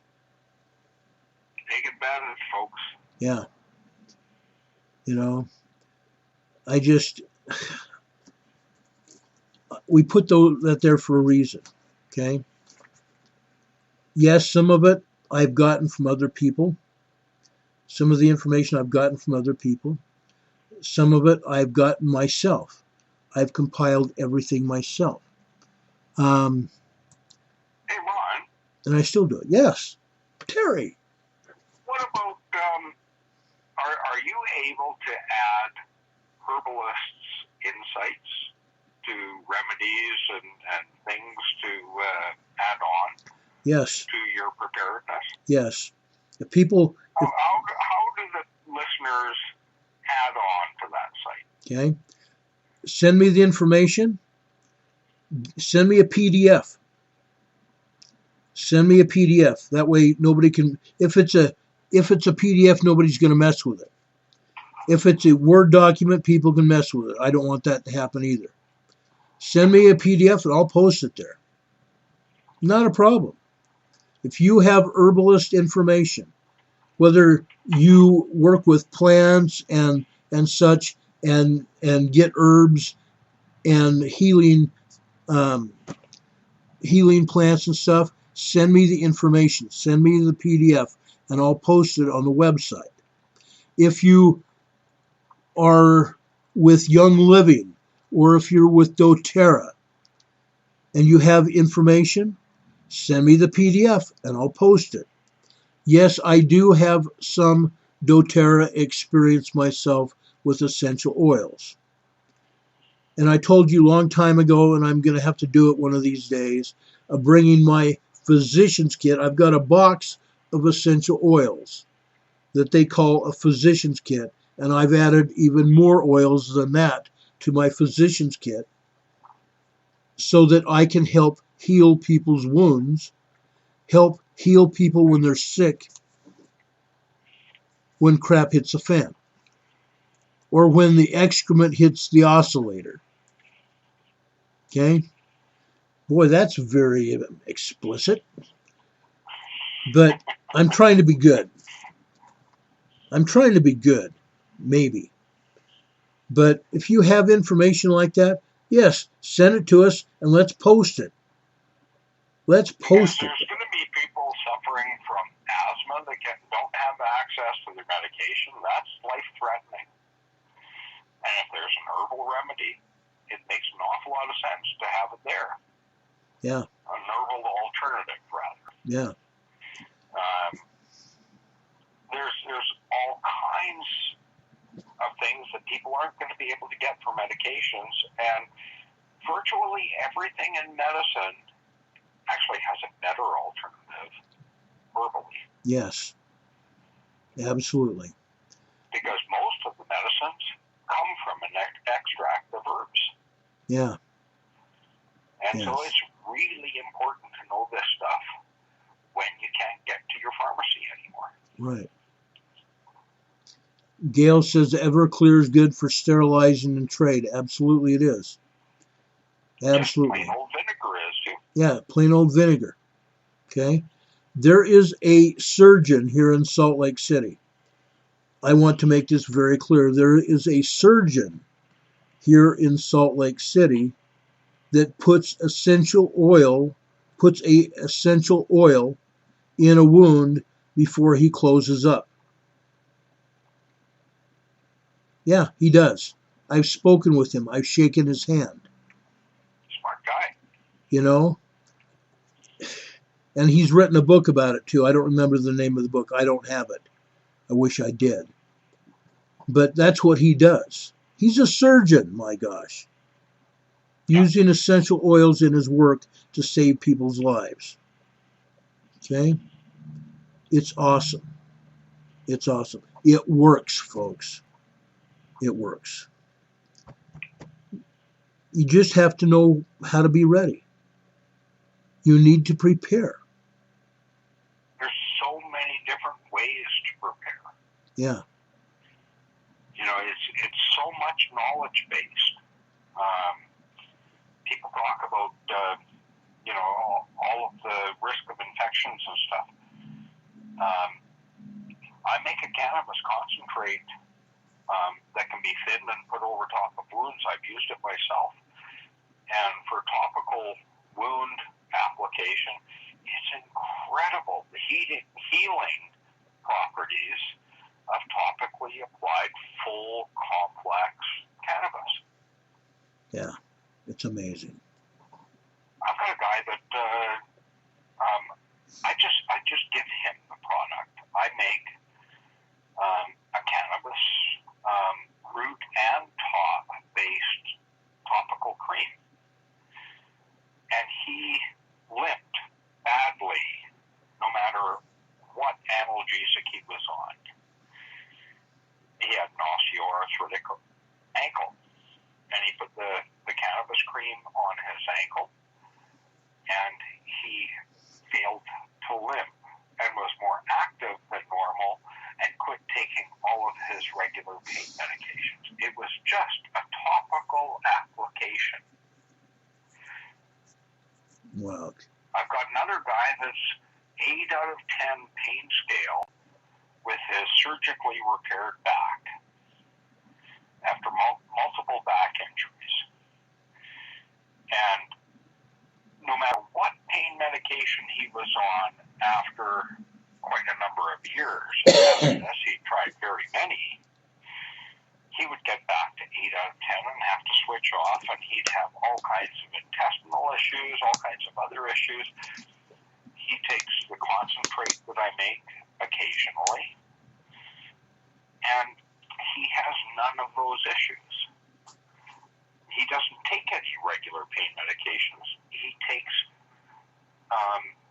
the equivalent to half of a sesame seed of this concentrate twice a day. He's quite functional, and he has 2 out of 10 pain. It's amazing. 2 out of 10 from 8 out of 10. It's amazing. But I'm well researched. I know what I'm doing. I'm very careful. So what's available through herbal means can easily surpass what's available from pharmaceutical means. And that's why I brought up the potential of putting herbalist solutions on Ron's site, because people need to know. And this is all largely hidden away. You have to work to find this information. Yeah. Yeah, you do. Somebody says, what about fibromyalgia? She's been suffering that for years. I had a friend of mine that lived with fibromyalgia. It was painful. It was horrible. If you detox with chlorella and cilantro, you remove most of the fibromyalgia issues. Yeah. Fibromyalgia is largely related to toxin ingestion from my own research. Yeah. And I'm not a physician. I just study a lot of different stuff. So if you detox using chlorella and cilantro, because cilantro releases toxins wherever they're stored, and chlorella is a mop-up system, which makes, I'm not going to get too complicated into it. Basically, it helps you eliminate the toxins.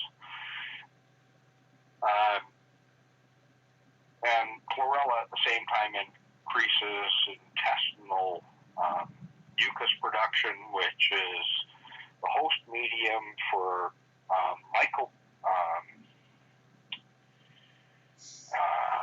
phages which fight disease and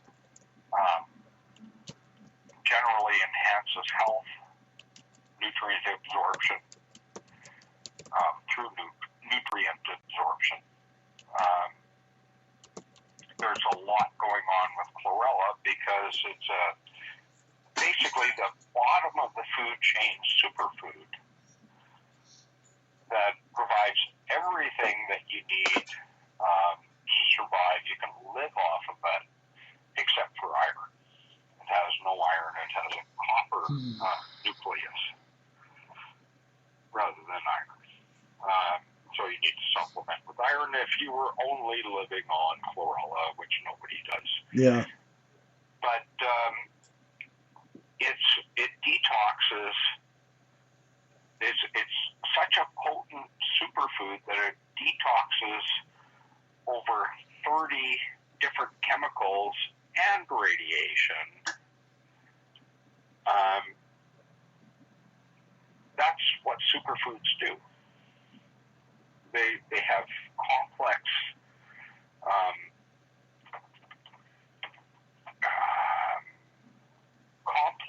interactions with general health.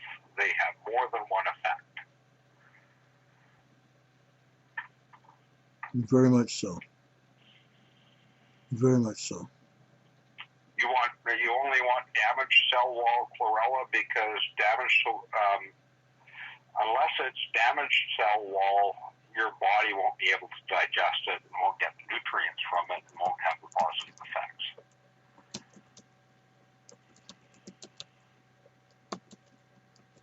Yeah. Chlorella is a single-celled freshwater algae. Just so you know. Tastes like swamp. Yeah. True. It does. It tastes like swamp. It's true. That's true. But it's good for you. And if you take it as a compressed tablet, you get the best bang for your buck. Yeah. Unless you're willing to do the powdered form and fill your own capsules, and then you can get about 4 times the value out of that. Right. Yeah, that's true. Yeah, it tastes exactly like swamp. Gosh. Yeah, kind of like cilantro tastes swampy. Yeah. Swampy's actually good for you. It is. But I hate it when I was in a swamp. Yeah. Folks, when I was a kid, when I was a teenager, I worked on a friend of mine's farm all the time. We did everything. And this one time, my friend's father wanted to drain the swamp, but we first had to put fencing around the swamp, which meant going out into the swamp and digging fence holes to put poles in, put fence poles in it. Well, that's no fun at all. So it wasn't. Sometimes up to 3 or 4 feet of water around us and leeches and all the other garbage that was in the swamp. And then I've got a little bit of a sad but funny story.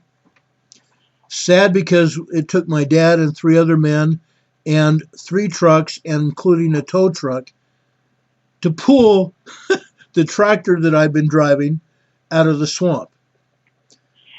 I hit a hole in the swamp, and the tractor went boop, tipped over in the swamp.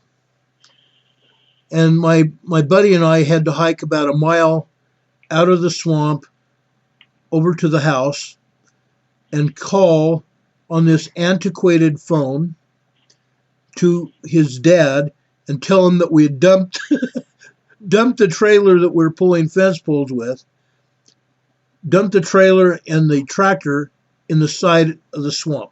Boop, gone. My dad and his father had 2 trucks with great big huge cables hooked to the tractor and tried to drag the tractor out. They couldn't do it. It took 3 trucks. The action was tremendous. Oh yeah, it took 3 trucks and a tow truck to pull that tractor out. God. It wasn't fun, folks. You got stuck in the tractor rut and eventually pulled out the Ford. Yeah, true. I was 15, guys. You know that song. Yeah, I do. Yeah. I was 15, maybe. 14, 15 years old. Thought I knew everything. 408 truck and he wouldn't pull us out and help at all. Yeah. Yeah. It was out. Those of you, TLO would know where I was at, and so would Clarity After Dark, my other sidekick. But it was in Sebeka, Minnesota, up in northern Minnesota. A tiny little town. It might be bigger now. It might have been 500 people at the time, back in the early 70s when I was up there farming. Yeah, I was a farmer. Yes, you were. Oh, you got stuck in a swamp. You were a farmer. Yep. Unreal. Never forget it. Dad was digging the ditch through the swamp. Yep. Yeah. And he had to lay timber down, put stabilizers down, and his fan was spitting water, but he had to put drainage ditch through the swamp. Yep. We did it. We eventually. He got her done, but yeah. You know, he was sitting high on the seat and his feet on the pedals. Yep. And he had to have tall boots to have his feet on the pedals. Yeah. Negotiator said, "Can you say mud bogs?" Yeah. Oh, yeah. Oh, yeah. When you got your backhoe in a swamp and the fan split and spitting water all over the place, yeah. Yeah. And the back tires are buried. Yeah. Yeah. Unreal. Someone asked, what did we grow at the farm, up my friend's farm? What we did once we got the swamp drained, we put cattle out there to eat the plants. And yes, between the cattle and the goats, and eventually even put some pigs out there. But we had animals out there, chickens and pigs and just a little bit of everything. But yeah, we grew hay, we grew corn. I don't know how many thousands of ears of corn. Holy crap. We had, I probably want to say 10 acres of corn, 10 acres of, 10 acres of alfalfa to feed the animals in the winter. Because we were actually, at one point in time, when we were in Fargo, North Dakota, and my friend lived in West Fargo, North Dakota, west of Fargo. That's what they called it, West Fargo, a town. And we had to buy hay for their farm.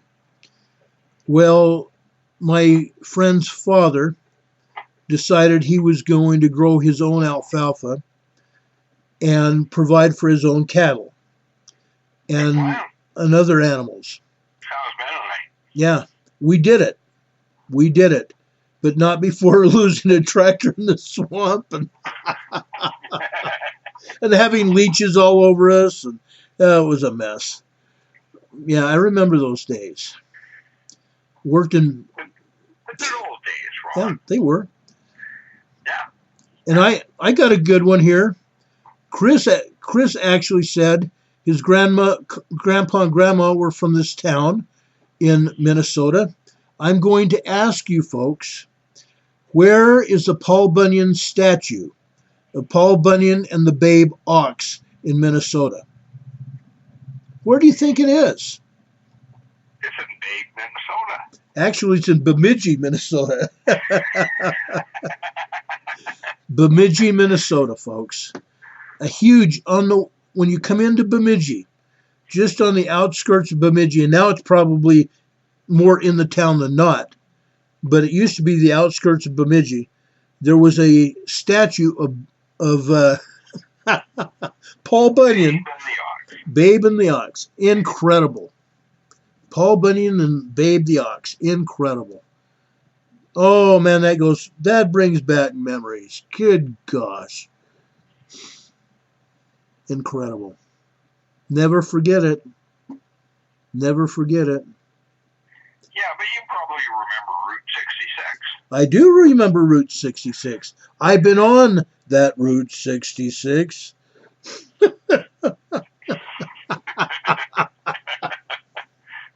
Oh gosh. I have a picture somewhere. And I have friends of mine that have since been there too. Standing at the sign says Route 66 in Arizona. No joke. Oh gosh. Oh gosh, I remember that. That was so fun. Good old Route 66. I had one foray down into the States. It was a medevac, and I went back. I should say I had two. Because I flew down and went back and brought back the 90-year-old girl, and she needed her teeth done and a bunch of issues, and didn't trust the Mexican dentist, apparently. I tell you, that was quite the ride coming back. Anyway, went through Four Corners, up through Bishop. Is Owens Valley ever a volcanic rift valley? Oh, yeah. Absolutely it is. That is the most interesting valley for volcanic outcrops, middle of a hayfield. Yeah. And here's an outcrop of lava all over the place. Yeah. Incredible. Incredible. I picked up a little bit of lava glass outside of Mammoth. Yeah. They used it for road fill. Yeah. It's so common. Yes, it is. Fill the road. I was out in the Mojave Desert back in college on what we called digs back when I was taking geology classes. We were out on digs in the Mojave Desert. We in past programs we've talked about there being volcanoes out there, and there are a lot of volcanoes out there. But we were chipping away. There are volcanic cones, okay? And what happens is magma comes up from underneath the earth through the cone, and when it stops erupting, it creates a plug, just like a cork in a wine bottle. Yep. That magmatic plug sometimes turns to obsidian, depending on how it cools. Okay? Yeah, that's right. There was one cone that was a snowflake obsidian cone. Because of the quartz in the magma and the way it cooled, there were tiny flecks of quartz in the magma. And I took a piece, I'm showing it on the video, folks, for you guys on the radio. I'm showing on the video a rectangular piece of quartz, or not quartz, obsidian that I took off that magmatic plug. Okay? And it was about an inch thick. So you imagine that rectangle and an inch thick. It was beautiful. And I polished it. I spent hours polishing that piece of obsidian. So it was so pretty, so beautiful, so perfect. And then, anyway, I no longer have that. Somebody else in my past has that. Enough said about that. But we're getting back to ex-wives, are we? Yeah, but it was a beautiful piece of obsidian. Awesome. Yeah. And it took my rock hammer. I had a rock hammer and a chisel, and I just tapped it. You don't hit it, you tap it. Yeah. And it all of a sudden, it just cleaves. The cleavage gives way, and you have that beautiful piece of rock. I did that on many different specimens that I've collected over the years. But That was awesome. It was such a gorgeous piece coming from that volcano out in the Mojave Desert. And Ron is now about to explain flint napping arrows. I could. I would have to do probably a 2-hour presentation, Terry, on how to make. How to flint nap arrows. Yes. Gosh. I've done it. Arrowheads. I've done it, making arrowheads out of flint. It takes a while. And if you're not careful, that obsidian will split and you won't have an arrowhead at all. Yeah, I believe that. It takes, obsidian is glass, Negotiator said. He's absolutely right. But if you're very careful, you can make some awesome, sharp arrowheads. And you can make some awesome jewelry too, folks. Oh my gosh. Yeah. I have an obsidian whale. Yeah, there are obsidian whales out there. I've seen them too. Yeah. You can do all sorts of cool stuff. It's all Mexican sorts. obsidian, and it just has a tremendous amount of sparkle in it. Yeah. Yeah, it's true. Times and signs, yes, I know about skunk gas. Her husband was asking if I knew about skunk gas. Yes, I know too much about skunk gas. I don't want to even go there. Sounds like something to do with too many beans. You might say that. You might say that. Unreal. And Bonnie says, sharp enough to use as a scalpel? Oh, yeah. Yeah. I agree, Bonnie. Yeah.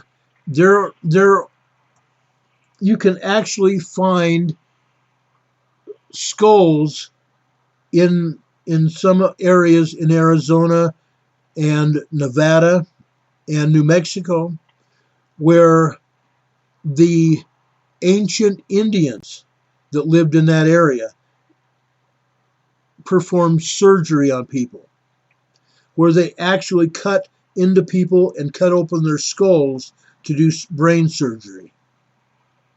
Yeah, I've seen it. Like the Egyptians. Like the Egyptians, exactly. It's amazing at the skill level. It's amazing at the skill level. I have stories I could tell you. And in fact, it's interesting because I saw a TED Talk the other day, Terry, of what these ancient doctors did 2, 3, 6, 800, 1,000 years ago. Yeah. Completely amazing. Amazing. Back in the 60s, we had a small town doc. The patient had a stroke, hemorrhagic bleed, and he did a burr hole in his doctor's office. Yeah. Oh, yeah. And that's virtually unheard of. Yeah, it is.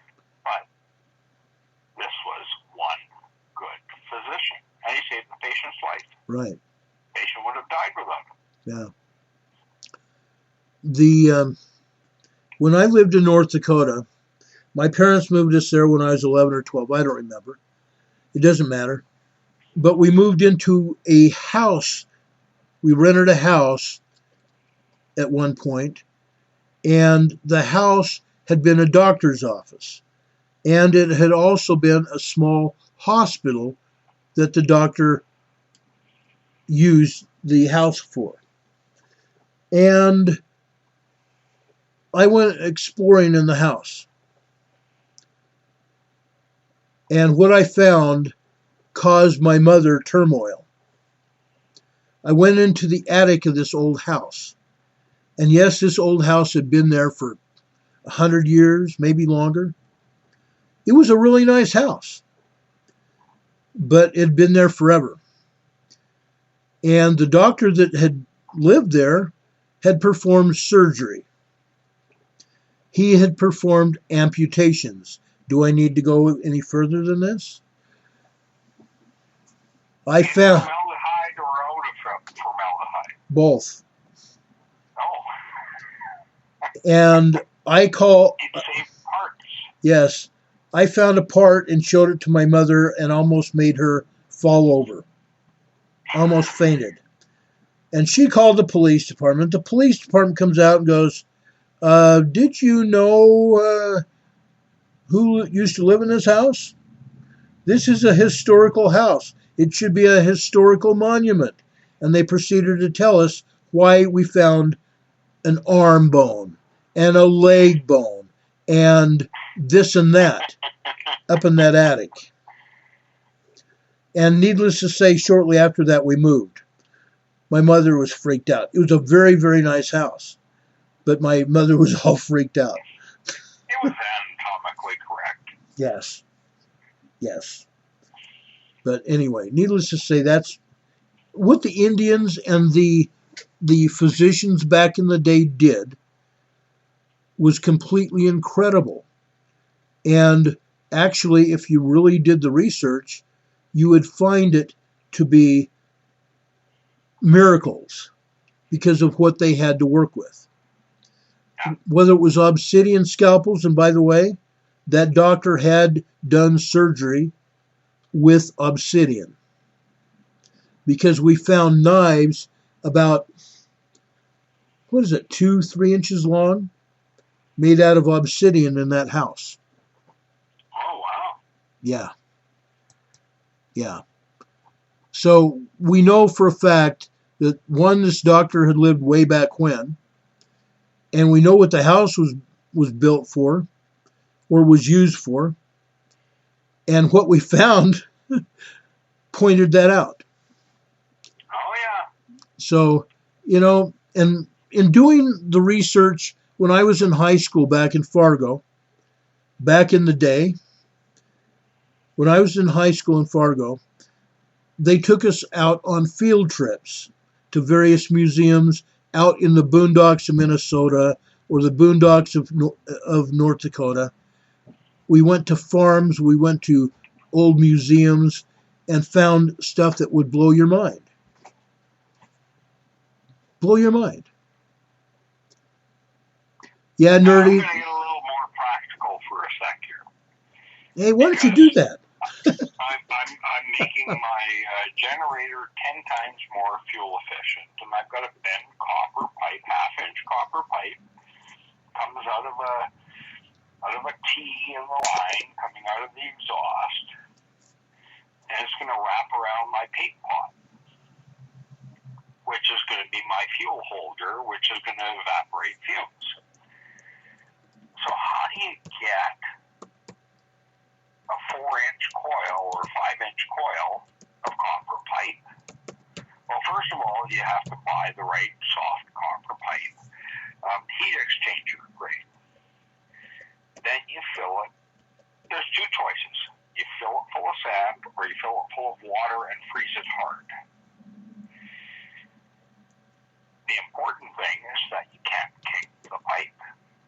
So if you fill it full of sand, the sand will compress somewhat, allow the pipe to flatten a little bit, but it can't kink. And that's how you bend copper pipe without having a spring wrapped around it. So useful little bit of information for those that are making heat exchangers for their wood stove or for their gas generator to make it 10 times more fuel efficient. Right. Yeah.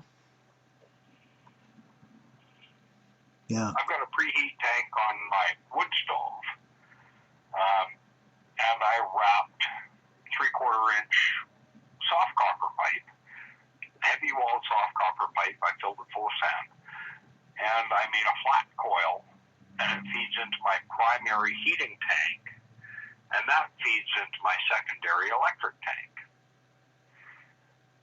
And the heat from the wood stove, because it's exposed right to the fire, heats up the primary tank and then feeds hot water into the secondary tank. All it has to do is to keep it hot.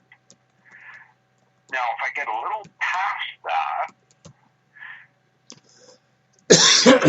I don't have running water, I use my solar system to run a very small pond pump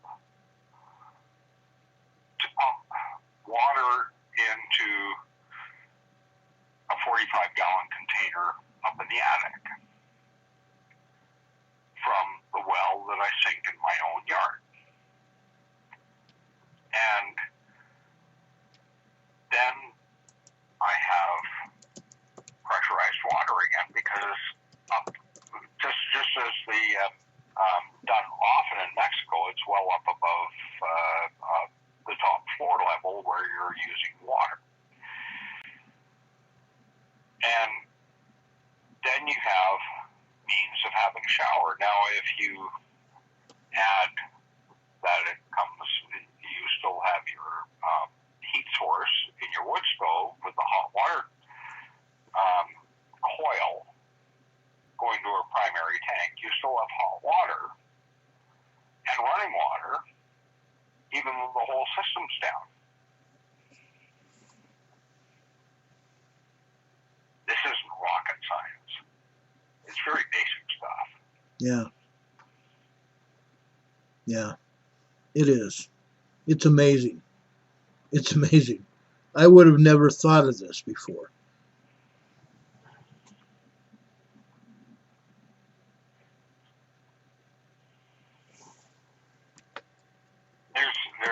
I have a few things going on. Yeah.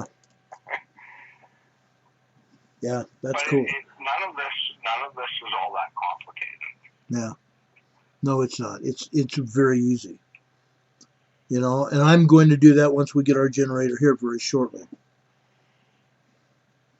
Very shortly. I've got a 25 watt generator. Not huge. But you know, if you take your flat circular magnets that you get on microwaves, you get on speakers, you get on all kinds of different things, and you just put a nail across it and solder on to copper wire. Make a coil out of it first. Just a free in the air coil with about 12 wraps,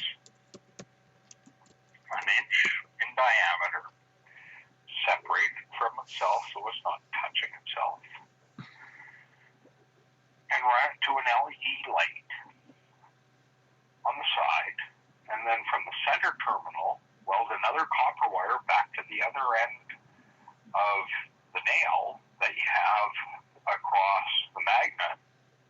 You suddenly have light. Yep. You don't need kerosene. You don't need your lamps. Yeah. You just need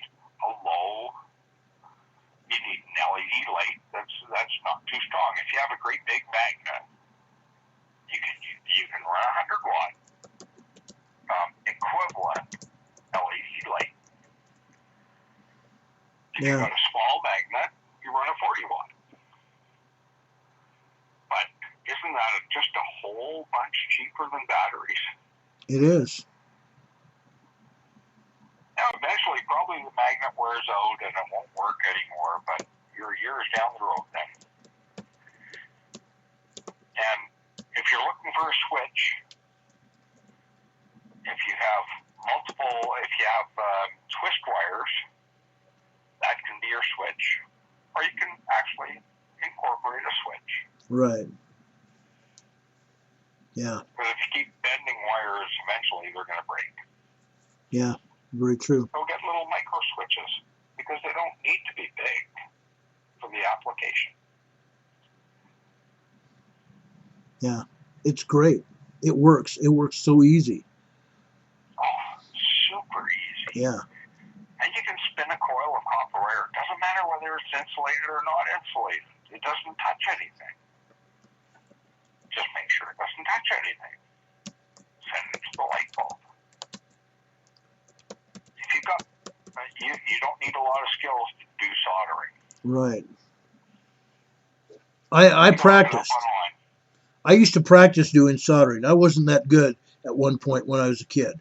And I practiced for a long, long time, hours, before I developed the skill to do soldering really well. But Yeah. now I could probably do it in my sleep. Yeah. Oh, gosh. I've Well, done that's a my lot of focus stuff. right now. I got my generator out of the motorhome that I got for free as part of a long, complicated flat-home motorhome story that nobody wants to be spending an hour and a half listening to. It's quite a story, isn't it, Ron? It is. It's wild. It's wild. Would make a B-quality movie. It would. It really would. Anyway, I survived that whole thing to end up with a motorhome that I was driving that the guy tried to kill me in. And, I've pulled the generator out of it. It's a 25-watt generator, and it's got a whole whopping 24 hours of use on it. So, good things come to pass for those that are good, doing good things for others. Oh, yeah. Oh, yeah. Gosh. Unreal.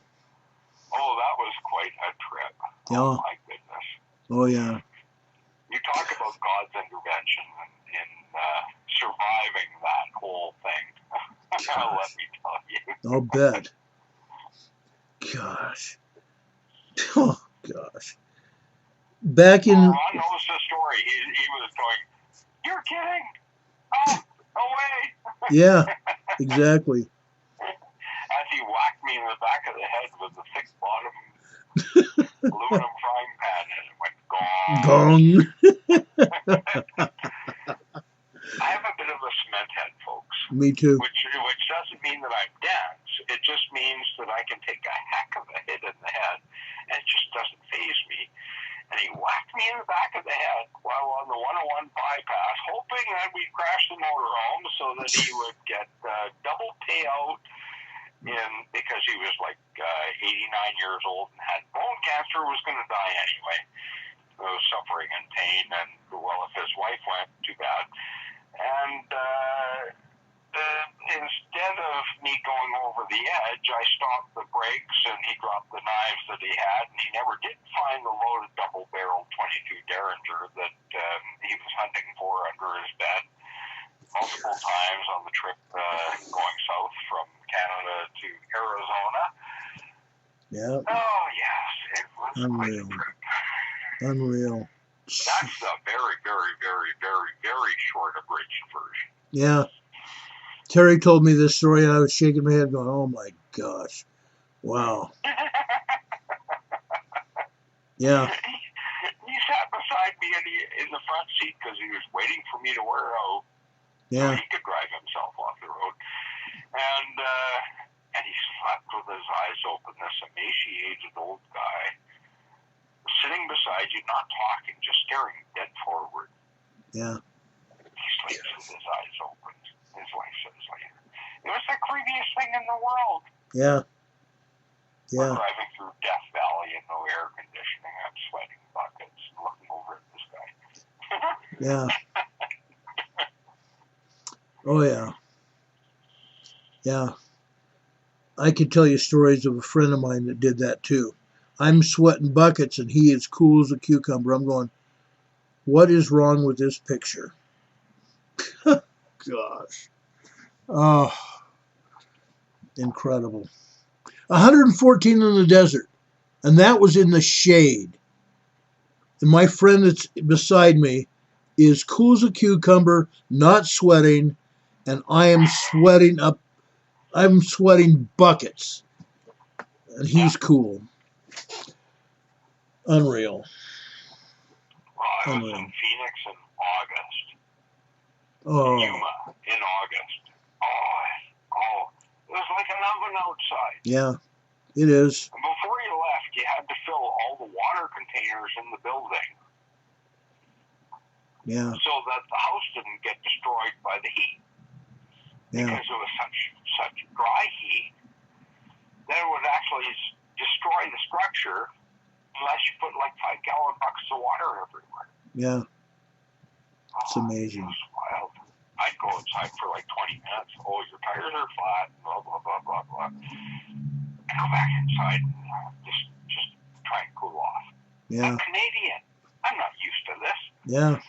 I build igloos. Yeah. Oh, Yeah, we live gosh. in nice houses. Oh. Yeah, that's it. Yeah, we used to make those in Fargo, too, in the winter. You know, we get enough snow time to time here because we're in the banana belt. We had a quarter inch of snow yesterday. No, earlier today. It's melted and gone. So I'm in the banana belt of Canada, the warmest spot there is. And every once in a while we get 2.5 feet of snow, and I'll pile it up and I'll build a snow fort for the kids or whatever, and you can slide down it. Yeah. And it's just great. But not so far this year. Yeah. When I was a kid in Fargo, North Dakota, guys, we had so much snow in the winter that we used to ski off our roof to school. Dad bought us some cross-country skis for cheap. But he had to come home in his grandfather's pajamas. Yeah. Uphill. There was no hills in Fargo. Fargo was flat as a pancake. If you got up on top of the house, you could see 7 miles, 8 miles away. True story. I have another story about that. But there was so much snow there that we used to dig into the yard from the street to build us a snow fort. And then we thought, why are we doing this? Let's just chip the ice off the street. The ice was 6 inches or deeper in the street.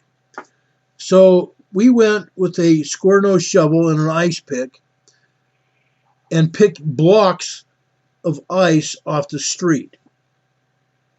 True story. Creating his own rumble strips. Yes, we did. That's true. We got in so much trouble from the local cops and the neighbors because we were digging holes in the ice that cars had to later drive through or drive over or around to build our igloo. We built an igloo, folks, out of ice chunks from the street where cars had packed the ice. Cars had packed the snow and turned it into ice. That's what we did. And we built this igloo, and no joke, it was so warm in the igloo that we had to go outside and put our jackets back on. It makes a huge difference. Yes, it did. It was incredible. Even a snow cave. Yeah. That's what I did with the kids. I built snow caves, basically, when we got enough snowfall. And then we have a clothesline. So the clothesline has a stand, and you can ramp off the stand. And it was our little in-the-yard bobsled run. Not terribly exciting unless you hit the stake that was holding up the tree. There was a couple of stitches involved in that one. Unreal. Oh, yeah. Yeah. I ran into a fence one time skiing off my parents' roof to go to school. I ran into a chain link fence and did the same thing. Gosh. Insane. So we had a T-bar through our yard on a cable, for those that don't know what a T-bar is. And it wasn't a huge T-bar. It wasn't huge and long, but it was a T-bar nonetheless. And my youngest daughter didn't realize that she couldn't do the T-bar hanging on with one hand and shooting the super soaker with the other hand. Oh, God. Okay. I've heard it. And down she went Oh, and broke 3 bones in her foot. oh gosh. So off to the hospital, and the explanation. Unreal. And the doctor's question was, what are you guys doing, running a terrorist training camp for kids? Oh, yeah. Unreal. Oh, yes. I won't forget He that. wasn't dead serious or anything. He was just like, what the heck? Yes, exactly. Unreal. That is so funny. Gosh. The things we Well, put he up was with. wearing my wife's rubber boots. They were like 12 sizes too big. Yeah. It's not a great landing to have wearing your mom's rubber boots. No. We used to do all sorts of stuff. Between where I lived in Idaho and Fargo, North Dakota, I've done things I should not even be here. Unreal. Yes, negotiator, it was yellow.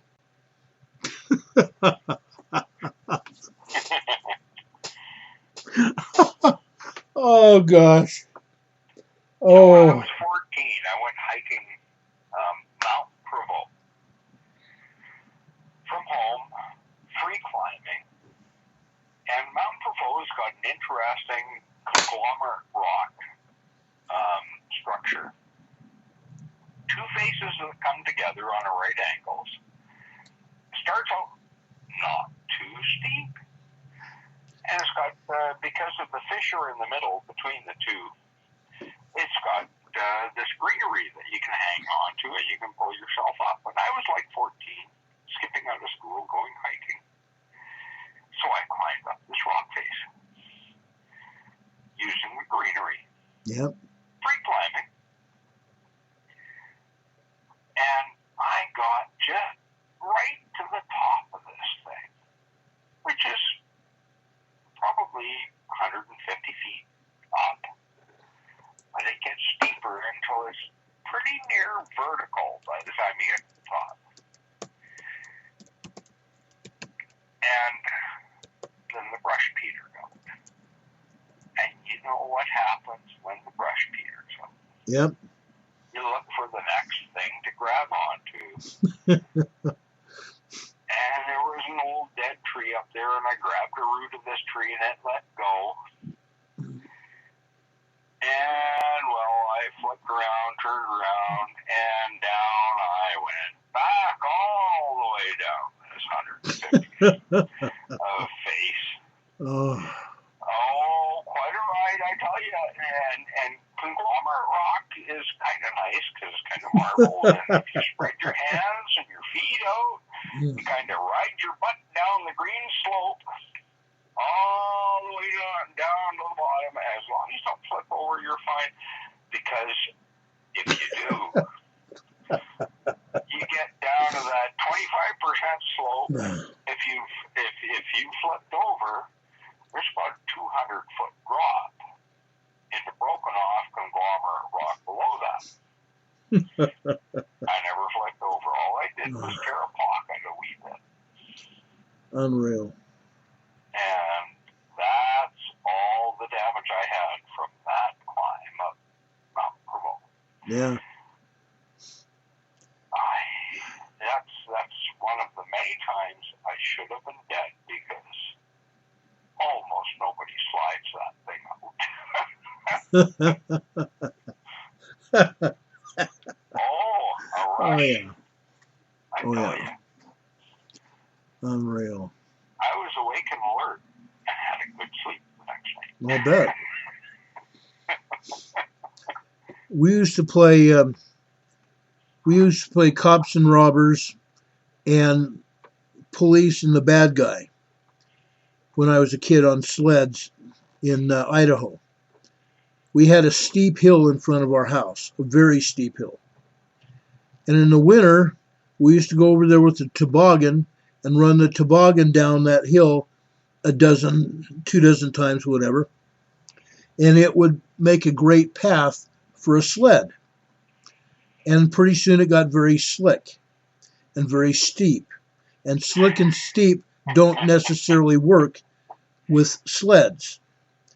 And so we'd play cops and robbers going down the hill. And then the ambulance that was still up at the top of the hill, the guy who's on the sled at the top of the hill, would ride his sled down as the ambulance, and he would crash in to kill everybody else. So you might say I worked in emergency preparedness even when I was a kid. Yes, you did. We'd be doing 25, 30 miles an hour on the sled down a hill and smash into everybody at the bottom. Not a good idea. You keep your arms and legs to yourself, and hopefully they don't get cut off when the next sled hits you. Gosh. Incredible. Well, there was a New Year's, and I was, it was maybe 25, 30. And it had snowed real good that New Year's. And they'd shut down this certain road in town. And that's what they do in town. If it snows real hard, they shut down that road. Because it's just too bloody steep otherwise. So, went down with a lady that was about 10 years older than I. No, 20 years older than I. On a toboggan, and hadn't somebody built a jump. And we went over this thing and went flying. Little did I know she'd actually busted her tailbone on this poor thing. She carried on. Yeah. But she was not moving so quick.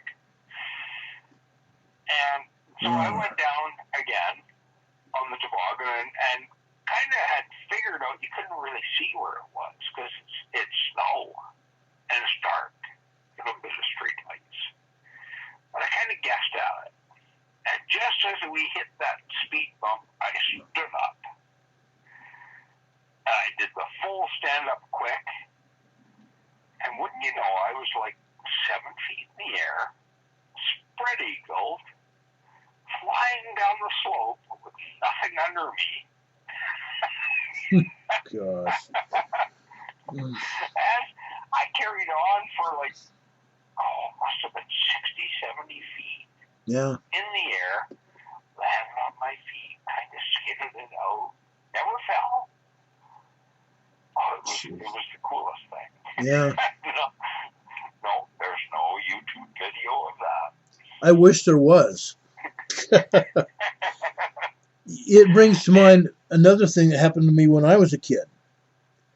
We used to sled down this hill, and there were the trail was switchbacks. And so if you're sledding downhill, you had to literally skid your sled sideways to make the curve at the end of the switchback to continue on the trail. One time, maybe even more than that, but I remember one time flying off that switchback in the air. I was airborne for quite some time.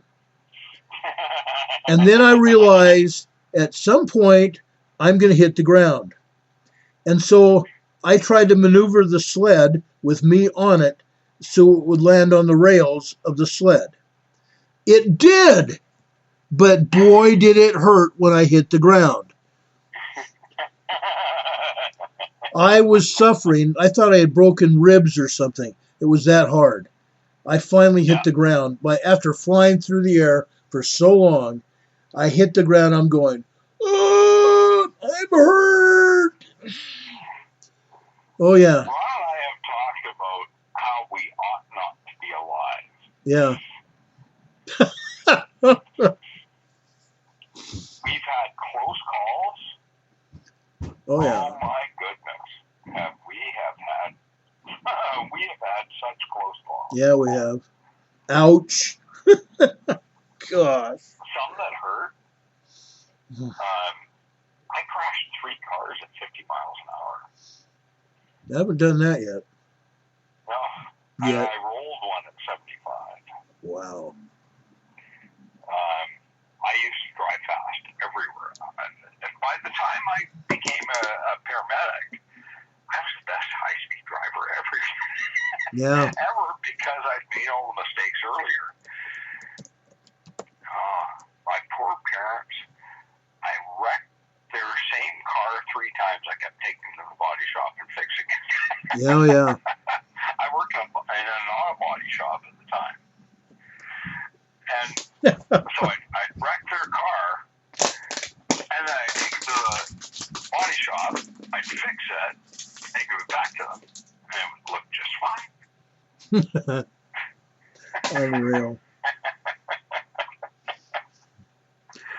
Oh, gosh.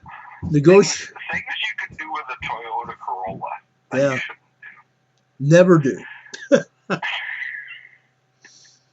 Negotiator said he took a crash doing 100 miles an hour. Oh, wow. That's high speed. Hey, dude. Yeah, hey, dude is right. Oh, gosh. Oh. You used up 3 lives in that one. Yeah, you did. Jeez. And I know this guy. Miles an hour? Yeah. I know him. I know Negotiator personally. Yep. Gosh. Wow. Unreal. Uncut and pick and real. I'm going to throw in here, for the Cascadia, things continue to accelerate. Just for those of you that are watching, the rate of production, I don't know what the tipping point is for this thing. I don't know what critical mass is. Nobody's seen this before. But we continue to accelerate through the process. It's not stopping. So that's my very, very short update. I was watching seismograms all the way south and through the north, and heaviest activity I've ever seen at Crater Lake. It's increasing. It's increasing. Crater Lake activity is increasing almost daily. Yeah. I mean, seriously, incredible increases. Yeah. And, of course, north and south, that's a 50-mile-long volcanic field. Yeah. And north and south are both active, as well as Crater Lake. Yeah. You just can't look at one. Yeah. No, you got to look at them all. You got to look at a lot of them. I shouldn't say all. You've got to look at a lot of them to see what's going on. And Craters is right in there increasing as well. Yeah. You know, it's just all the way up the chain. Yeah. You know, all the way to Rainier. It's all increasing. Yeah. And the amount of crustal movement all the way from the volcanoes, even east of the volcanoes, all the way to the shoreline is just unbelievable. These used to be dead quiet sites. Yeah. I watched them. Just about 6 weeks ago. 6 weeks ago. That was quiet. It was quiet. Crater Lake was quiet 6 weeks ago. Yeah, it was. I remember it. Incredible. In fact, Crater Lake was quiet 2 weeks ago. Yeah. And it's picked up since then. Now, it was busy at the south end. It was busy at the north end. Right. But it wasn't busy in the middle. Crater Lake itself is now busy. Yeah. That's new. Things just continue to increase. And you can see the heavy line signatures of crustal movement on the seismograms. It kind of mimics a fracking signal, if you know what a fracking signal looks like. You can see those heavy line signatures happening about every 6 to 7 hours now. It's just incredible movement. Yes. I said, I don't know what creates critical mass where the Cascadia lets go and the volcanic activity lets go as part of the Cascadia. But it can't be that far away. Yeah. Just the movement is incredible. You look at right near the Voigt Creek site through PNS, and you go to Seismic, and you'll find it there. Yes. And it's blow your mind stuff. There was none of that 10 months, 11 months ago. You can go back day by day to 11 months ago and check that. Right. This is incredible stuff. It's just amazing. The Cascadia is going to go. It doesn't matter if my forecast is out. I'm out by something like 3 weeks now. But you know what? It's a 320-year cycle. Right, it is. And nobody's seen it before. Nobody has data to forecast it. So, if I was early, thank goodness, because it allows people to prepare more, because it's coming, whether I was early or not. Yeah. Yeah, it's very true. That's the big point. You guys got warning. And I was very focused on giving you guys warning. And so was Ron. This is huge stuff coming up in the Cascadia. And with the brown dwarf involved, it's way bigger than what I had in my paper. Yeah. Yes, it is. I was talking with some friends, some neighbors today, and they were going, Ron, do you really think it's going to happen? I said, yes, I do. If you're thinking of going there, don't. If you have people that are there, tell them that they need to be thinking about doing something else. That's my cue for today, folks. If you are going there or thinking of going there, don't. If you live there, think about doing something else. Okay? That's it. That's it. I hate... There are some people that have figured out where is safe in Washington and Oregon. I'm not going to be the guy that's saying that this place or that place is safe, but I will say that nowhere in California is safe. Right. There's way too much, and for far too long, way too much magma movement through California. Yeah. All of it. There's no safe place in California. Maybe north of Shasta in California. I even doubt that. I don't know. With the signs of Shasta steaming and the earthquakes around Shasta. Did you see the flare up at Mammoth today, Ron? Yes, I did. Oh man. I just incredible constant magma infill activity. Yeah. Guys, if you haven't gone to the Berkeley site, you need to pull that up and look at the seismos for Mammoth. You need to do that.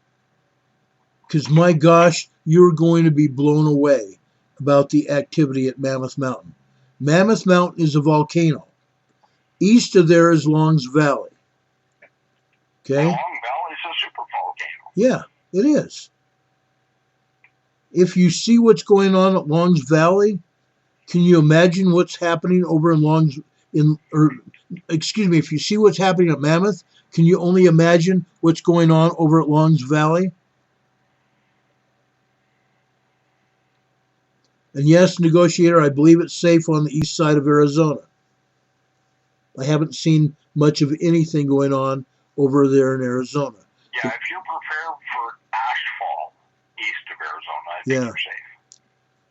Because there could be ashfall from the Salton Sea volcano. The Salton Butte volcano. You know what? That whole sea is a volcano. That's right, it is. It is. So you add that much water to a volcano, and how much phreatic blast do you get? Unreal. It's going to be unreal from Salton Buttes. Yeah. The same thing over at Mono Lake. When that thing finally goes. Yeah. Mono Lake, Crater Lake, Salton Buttes, Salton Lake, Salton Sea. Lake Tahoe, and Pyramid Lake. They're all volcanoes. Yeah. They're all volcanic calderas. And they're all going to go with massive phreatic blasts. Yeah. Massive. Yeah. Susan asked about ashfall reaching New Mexico from the Salton Sea. I think if there would be ashfall in New Mexico, it would be very light because most of it is going to be blowing east, and probably at this point, or at the point in time, it's going to be blowing straight east. So far, in my living in San Diego for 28 years, whatever it was, I saw winds blowing east. I never saw them blowing northeast. Consider Santa Ana, though. Yeah, consider Santa Ana. You're right, consider Santa Ana. Those winds usually blow east to west, and they're terrible. There's a reason those Santa Ana winds are called devil winds. Horrible, powerful, straight line winds. By the way, North Carolina. And there's a volcano with a ton of hot spots right there, Santa Ana. Yeah, true. Yeah. There's a reason they call those devil winds. It's going to be tough in the southern U.S., mid-U.S., and north U.S. The volcanic ash involvement in this is going to be extreme. You've got to consider that there's been massive, major infill. If I conflict with myself, massive and major. Over 4 months of magma infill from Yellowstone south and from the coast going east. Yeah. And the Cascadia is going to happen, and it's going to drop down on top of all that magma because the bend up in the crust is going to flatten out when the crust extends of the North American continent. And it's going to drop down on all of that magma. And there's a 200 trillion tons of molten liquid carbonate for the east side. For the west side, there's 4% water, crustal trapped water in the magma. And when it comes up, the 4% becomes 680 times the volume of the solid material.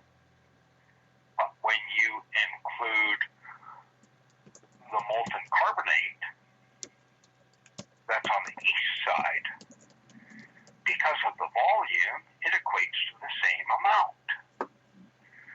And it becomes a massive eruptive issue. And at least 14 volcanoes ejecting at least 10 cubic kilometers of material each into the stratosphere, which is not going to entirely block out the sun, but it's going to affect food production for at least a year. inflation, folks. Yeah. Put away food. I don't care what means you need to do to put away food. I put away food for 12 people for a year. I don't know if I have enough. But that's what I've done. We have people asking us about condition red level at Shasta. I have not been told anything about having a condition red at Mount Shasta. I only know it's been more active. Yes, it has been more active. I have not seen anything but occasional gas vapor, water vapor being steamed out of Shasta. That I have seen. I primarily watch seismograms. Heli plots some. And the seismograms say Shasta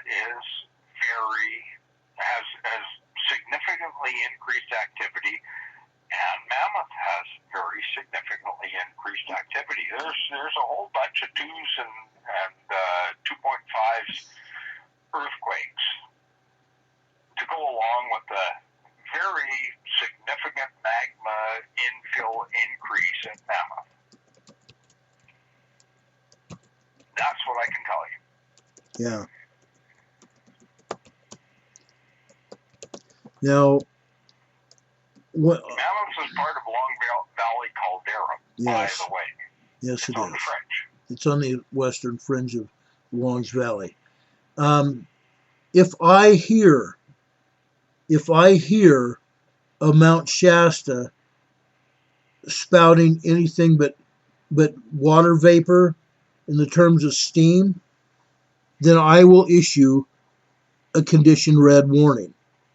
Because if it starts blowing gray or ash out of the volcano, I will issue a condition red warning. I'll go on the air immediately, day or night.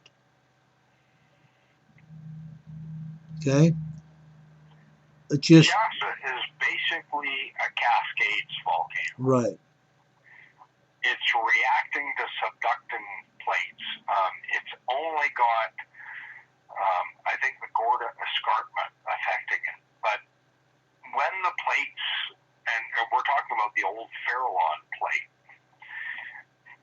when they have subducted, it's not that they disappear. It's that they slide underneath the crust. Part of them melts away. But then they remain and they create uprise in the landmass. So Shasta is still influenced by the whole subduction process. It's affected by the Gorda escarpment, which is abutting the remains of the Farallon plate that's underneath Northern California. And that makes sense when you look north of the Mendocino Ridge and you see the disappearing bits of plate. You can do that on Google Earth. Yeah. This gets into magma channels, plate windows, and all kinds of different aspects of geology that are somewhat speculative, but are reasonable science levels. Yeah. Someone asked, isn't Mount Shasta dormant? No. I don't think it's ever been classified as dormant. I don't think that's ever happened. I think it's dormant according to the USGS. I don't know how they could even say that considering the seismos and it's been spouting steam. There's been a major venting episode from Mount Shasta, not a little bit of steam, a major venting episode out of Mount Shasta within the last month, and there is no way it should be considered as being dormant. No way. But anything that hasn't erupted in the last 12,000 years, according to USGS, is dormant. And even within that period, some are considered to be extinct. Yet Four Peaks volcano erupted in 1992 after being quiet for something close to 9,000 years. study because they thought it was extinct. Right. They had classified it as extinct. Yeah. So just because of what they know, if you get into thermodynamic studies of magma intrusions into the crust, it changes everything. Yeah. Because you get into real science instead of, if it interrupted in the last 12,000 years, it's not active, which is quite nonsense. It is. It really is. If you get into thermodynamic studies, if you have, now, in amongst that is the new science that there are very deep magma chambers associated with volcanoes. There's not only a surface magma chamber, but there's a deep magma chamber as well. And that can be as deep as 28 kilometers. And it's discussed in with this relatively new research that this may be the new standard.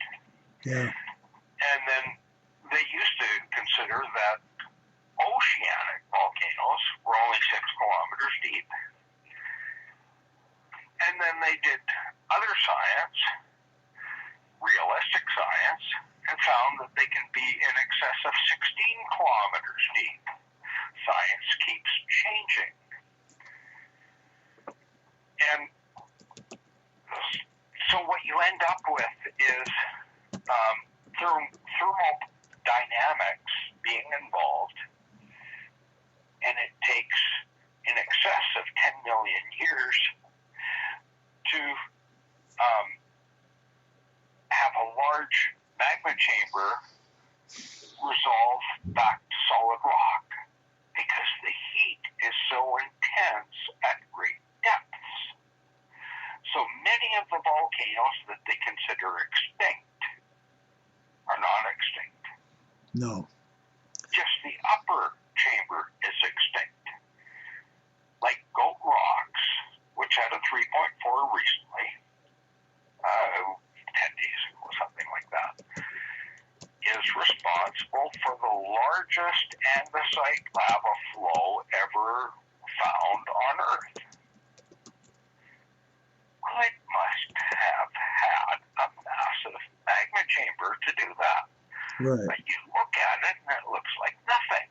Right. You know, and that's the other thing. You and I and probably everybody else here have been looking at volcanoes and going, oh, nothing's going to happen there, or we've been told that, oh, there's nothing going to happen there. But then you have to go back and ask, then why are we seeing earthquakes at these volcanoes? You have to ask yourself that. Even the supposed volcanoes here in central Utah, there is a volcano just it's just it's just west of Interstate 15 and I-70. I-70 comes out of Colorado and goes into Utah. It dead ends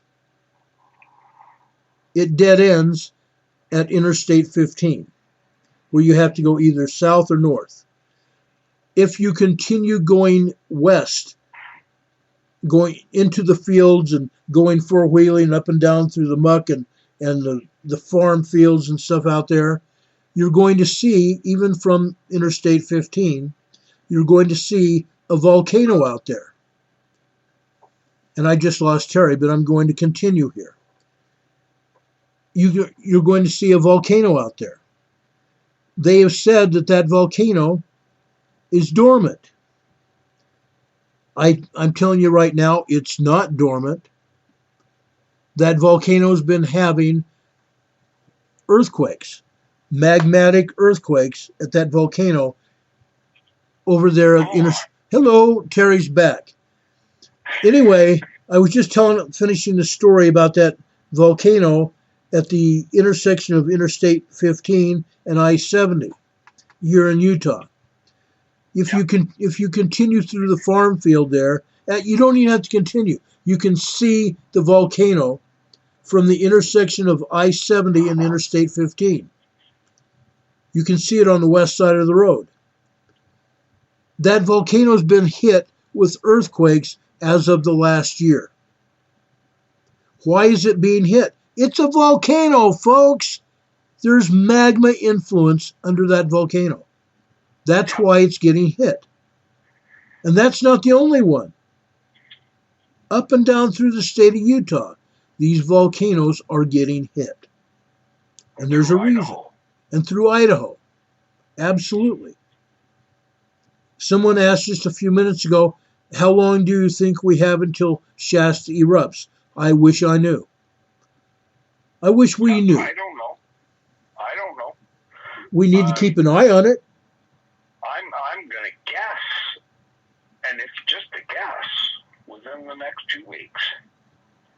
It could be. It could be. I don't even want to... Honestly, I don't even want to put that guess out. Yeah. I'm concerned. The activity is significant. That's all I can say. Yeah. I can't say when it's going to go. I can't say when Mammoth is going to go, but it's 3 times more active today than it has been, and it was already more active than it was previously. Yeah. And before it was more active previously, there used to be nothing at Mammoth. Yeah. There used to be nothing on the seismograms at Mammoth. It was a dead quiet site. And then it started showing those few blips. Yeah. And then it started showing more. And now it's way up there. I don't know what the critical mass is. Yeah. Nobody does. Because nobody's seen North America with this kind of movement before. And it includes Mammoth. It includes Shasta. It does. Someone just asked, C. Kearney asked, what is our guesstimate that all of this will reach Ontario, Canada? Like we've said before, and I think Terry will agree with this, like we've said before, when Cascadia hits, we're not talking a 6.0, we're not talking a 7.0 magnitude earthquake. We're talking at the very least a 9.5 to a 12.0 magnitude earthquake up at the northwest corner of the Juan de Fuca, the Cascadia subduction zone. Okay? That's what we're expecting. We're expecting upwards of a 12, not even a 9.5. We're expecting upwards of a 12. When this happens, folks, it's going to be massive.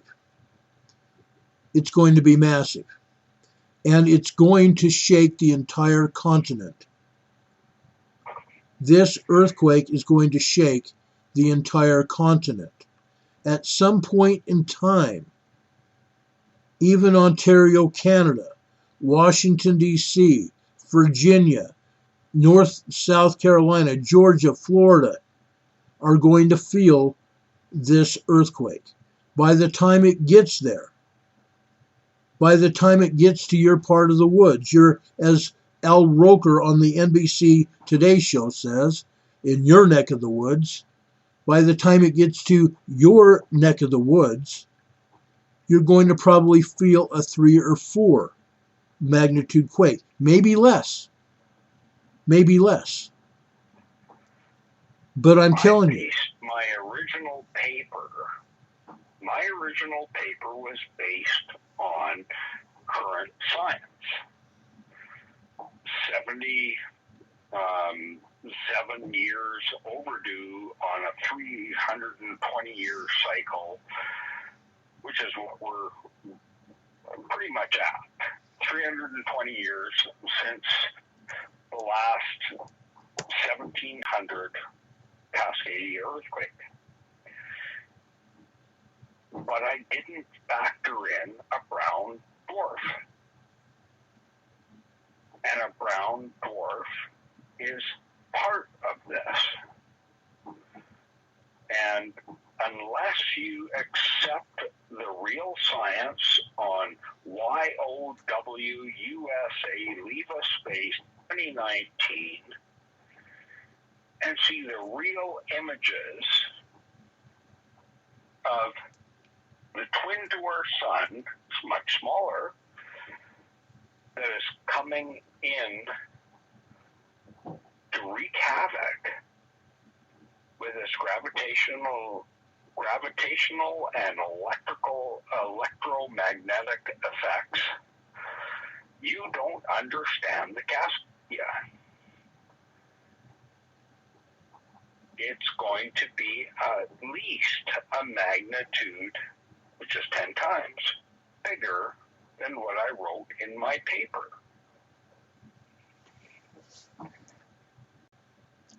It's incredible. This is solid science.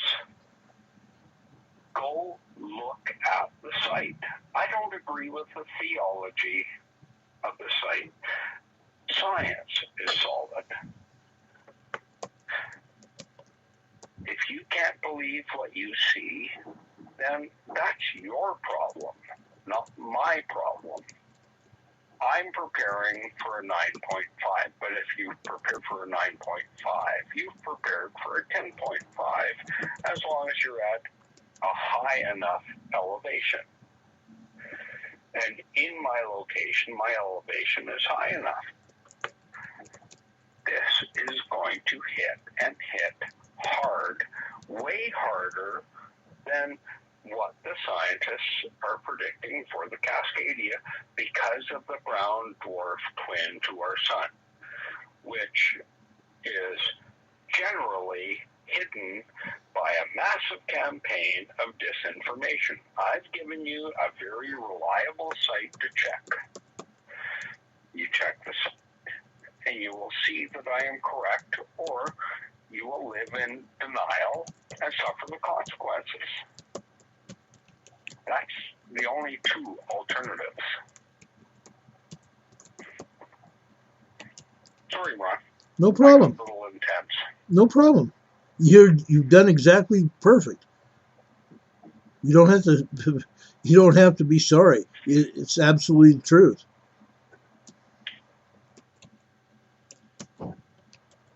I don't like the message. That's why I apologize for it, because it's such a hard message to share.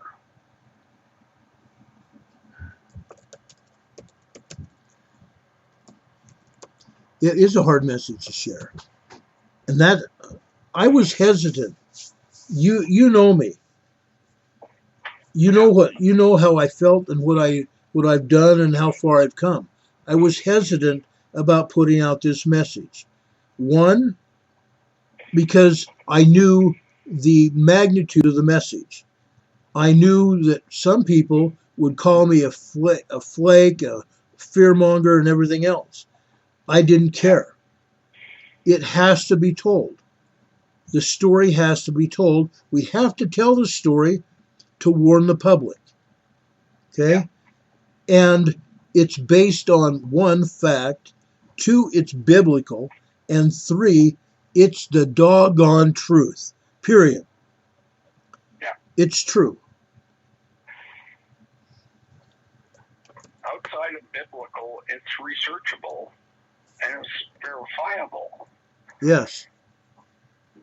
If you get past the disinformation and look at the site that I told you about, it's right there. And they explain all the science of how they determine what you're seeing is the truth. Yes. Of what you're seeing. And, excuse me, it's hard. All of it's hard. And I'm sorry that it's so hard. But what's come is immense. It's survivable, but you need to prepare. You need to be in the right locations. You need to be high enough above sea level. You need to allow for, in California, in excess of 500 feet of landfall as part of the 500-foot tsunami that accompanies this. That's 1,000 feet. Yeah. This is incredible stuff, folks. And I'm sorry that it's so hard. And I'm sorry that it's going to be this tragic for so many people. And I really am. But it's just the truth. Folks, Terry and I have agonized over this. When we've said before, we've talked for hours. Now it could be considered days. That's how many hours we've talked. It's not easy for us. This is not an easy message to deliver. This is about as hard as it gets. I didn't want to give it. I didn't. No, I don't like it. I started learning about this last year. And I knew then how bad it was going to get. And when I mentioned it, I caught all sorts of flack.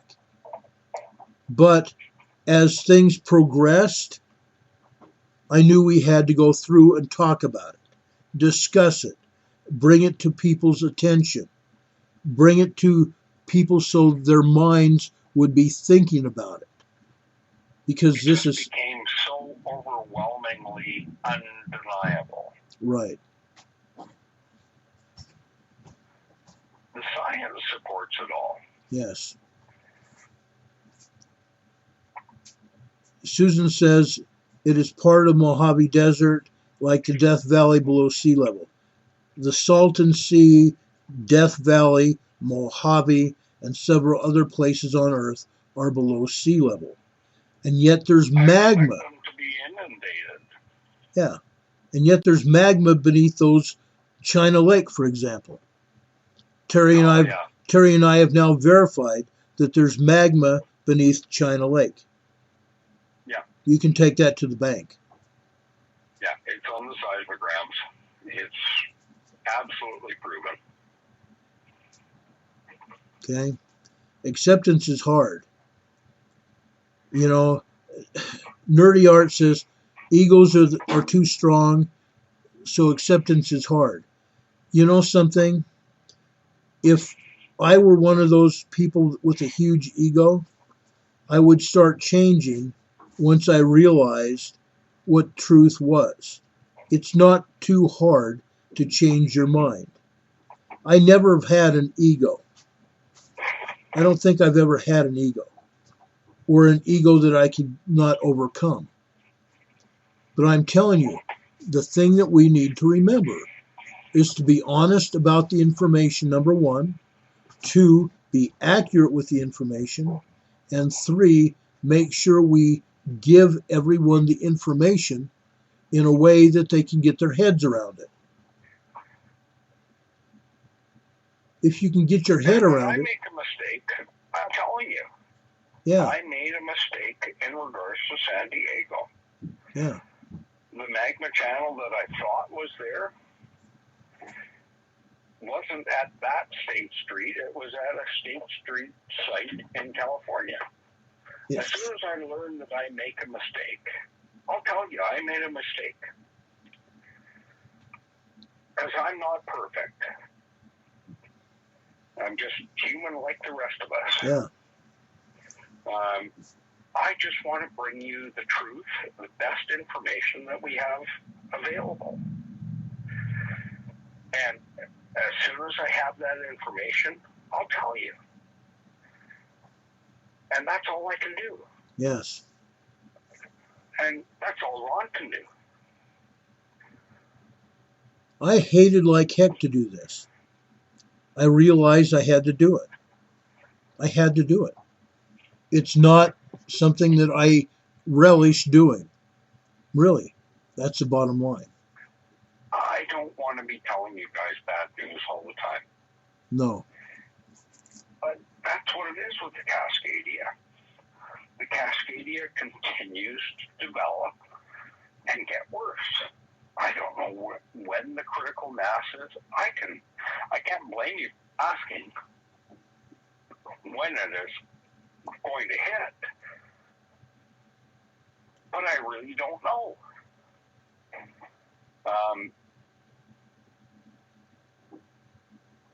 I'm just extremely concerned by the level of activity that I see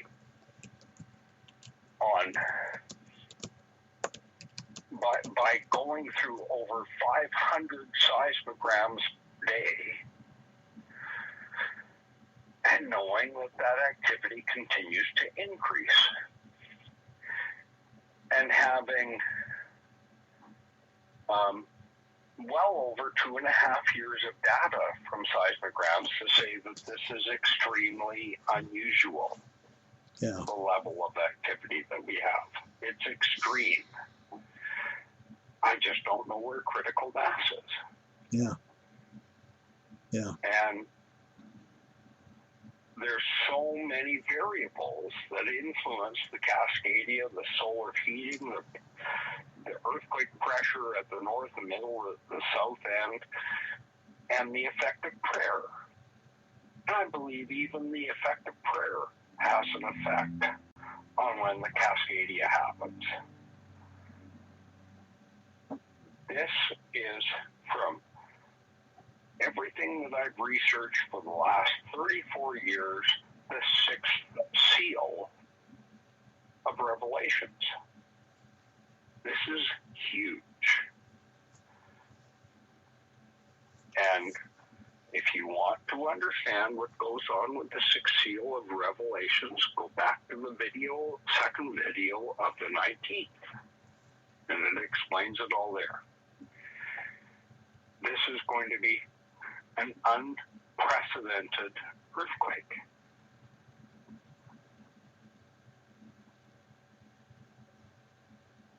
And I'm sorry, because I'm likely to lose family members in this along with everybody else. I'm sorry it's so hard, but it's the truth.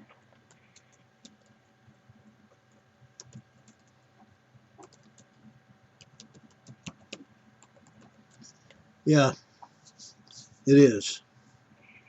It is. Folks, we've gone 3.5 hours. Oh my goodness. Yeah, we got off on a tangent of laughter and frivolity and fun, and I'm not going to apologize for that because it was fun and we all needed it. But honestly, what we're talking about is truth. What we're talking about is safety. What we're talking about is helping each other, service. Okay? That's what we're all about. That's all we've ever been about, is service and love and caring. Please pass this message on. Don't let it just sit there. Please pass it on. Okay?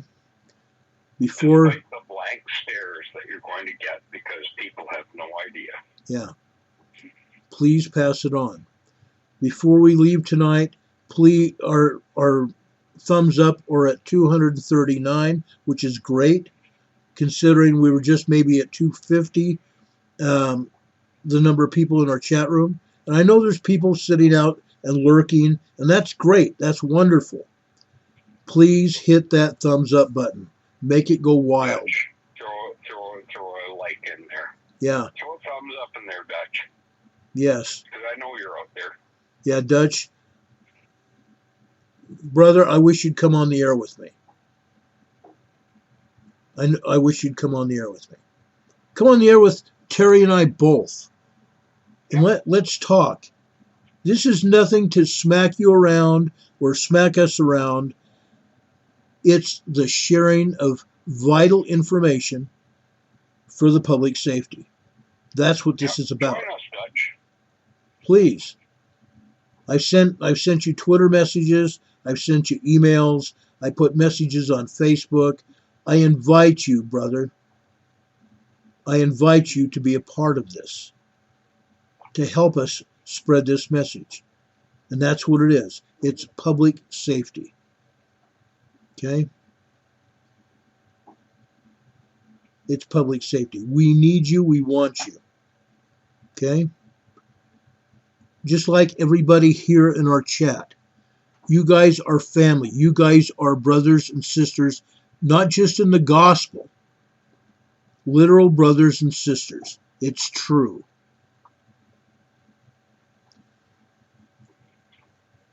Okay? I don't care about calling people names, Dutch or anybody else. If he won't collaborate, that's fine. And that's what I've seen so far. But I have constantly put out the invitation to Dutch and anybody else. When Jayhawk gets better, he and I are going to do a video about emergency preparedness, and it's going to involve NUGs, N-U-G-S, NUGs. Okay? Or if you leave out the S, you can spell it backwards the other way. I sorted that out. Yeah. So he and I are going to do that. Anybody else has information that they would like to share? Let me know. I'll bring you on the air. Especially Was that from a MASH video? Yes. That's where I got it from. Upside down nugs. Yeah, that's how I got it. Is from a MASH video. If those of you that like and love MASH as Terry and I do, go back and watch that episode where they talked about a nug, a great big nug.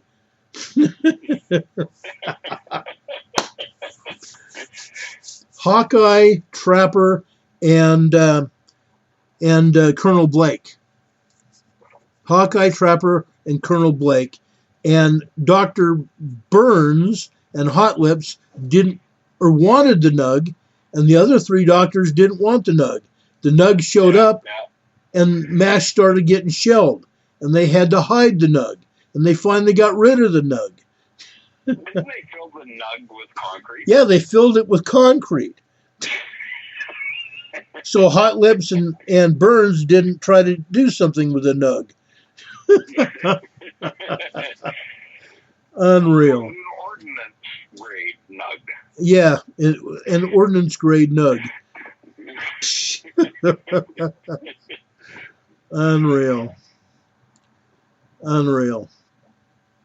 Optics Girl, I understand where you're coming from. I can totally understand it. But yes, Dutch has done a lot of good, and I still will invite him on this show. I would, and I am. Dutch, if you're out there listening, which I think you are, come on down, brother. Let's talk. Give me a call. Let's talk, and we'll come on the air, okay? The invitation's out. Okay? We're talking truth. We're talking truth. We're talking safety. And that's all we're talking about. And Chris, yes, that was an awesome. I consider that one of the best episodes of MASH. I do. Terry and I love that episode. Doggone it. There were a lot of great ones. That elevation over they printed out sheets and they put an X up marks the spot. Oh yeah. Oh, to get rid of the ammunition depot. Yeah, the ammunition depot. That was a good one as well. Yeah, yeah. There were quite a few good episodes. Well, they were all good episodes. I've got the entire series. I've got all 11 years. Unreal. Christian, I don't know whether I've got your emails, but send me another one. Send me your telephone number and we'll talk. Please. We'll talk. Folks, it's getting really late. Holly's gonna take a nap on us, so before she takes a nap, and before Optics Girl takes a nap, or Negotiator takes a nap, Yes, negotiator. Winchester was great. I apologize for coming on with Ron because I make him run longer. Sometimes you do. Sometimes you do. Why did we not run longer than 2 hours, Ron? A lot. You said we were at 3.5, and I was like, oh my goodness. Yeah. Yeah. It's awesome. Anyway, guys, we're going to stop it here. We've had a lot of fun. We've talked about a lot of serious things, and yes, we've had a lot of fun tonight. It's okay to have fun. It's okay. And we have. And we'll do it again. I think Sharon Long talks about taking Steve Quayle off the air, YouTube. I believe Steve Quayle took himself off. I heard him either on Hagman or Dave Hodges' show, and he said he was going to take his videos off YouTube, and he was going to be leaving the States because his life was in danger. I heard him say that. I believe that. Okay? You tell the truth and threats will occur. Yes. And real threats, because he's got an insider that's quite injured as a result of all the threats. Steve Quayle's talked a lot of truth. Okay? He is now, his website is now pay only to get into his website. I've invited him on the show. We'll see what happens. I would love to have him on this show and talk about what's going on. Even with Terry, and I would love to have him. Yeah, he's been very forward, ahead of myself and Ron. Yes. In regards to what's going on. The only thing he didn't have is he didn't have a forecast. Yeah. And I forecast Cascadia. Yeah, I'm out by almost a month already. But I don't think Steve Quayle's video in February is going to apply because Cascadia will have happened. Right. So, everybody gets some stuff right and some stuff wrong. Right. He's got a great insider feeding him information. And he's very reliable. I've had some interaction with him through Steve Quayle, and I believe he's credible. And he says California is going to subduct this time around. It's going to go with Cascadia, and it's going to be massive. I'll consider that it's at the tail end already. Then you increase a magnitude. If it starts at a 5, it's a 10.5 by the time it gets to South Oregon. And then you hit the San Andreas complex faults, which we're not sure.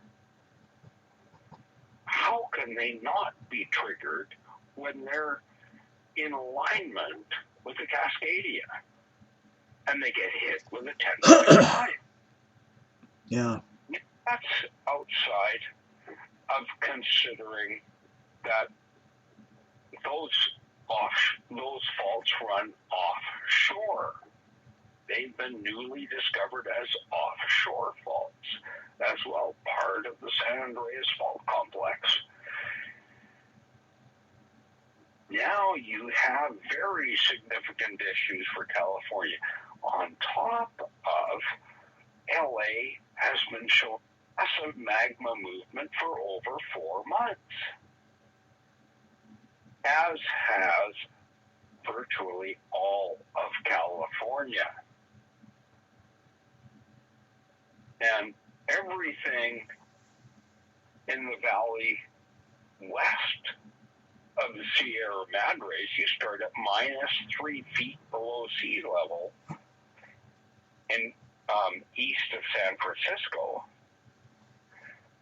It's not that much higher up when you get into the San Joaquin, and then you get down to Bakersfield and it's below sea level again because of the landfall recently. Why the landfall? magmatic erosion on top of oil extraction and water extraction accounts for the landfall. Yep. Now you take away the crustal pressure and it's going to drop 500 plus. Yeah. Do you think anywhere in California is safe? The same thing happens east of the Sierra Madres because it's coming down from Yellowstone.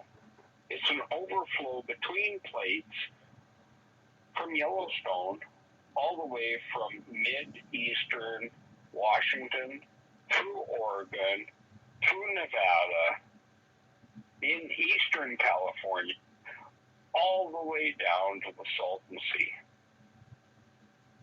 Yeah. And you can see the massive magma signature movement, or massive signatures of movement all the way through. I'm checking over 500 seismographs to bring you this information. Yeah. Over 500 seismographs per day. I'm not wrong. I've been at this too long. A huge amount of time. Am I trained? Am I credentialed? No. I'm just bloody good at it. Yep. Ask John Waddell. I beat him in a seismogram interpretation challenge. Yeah.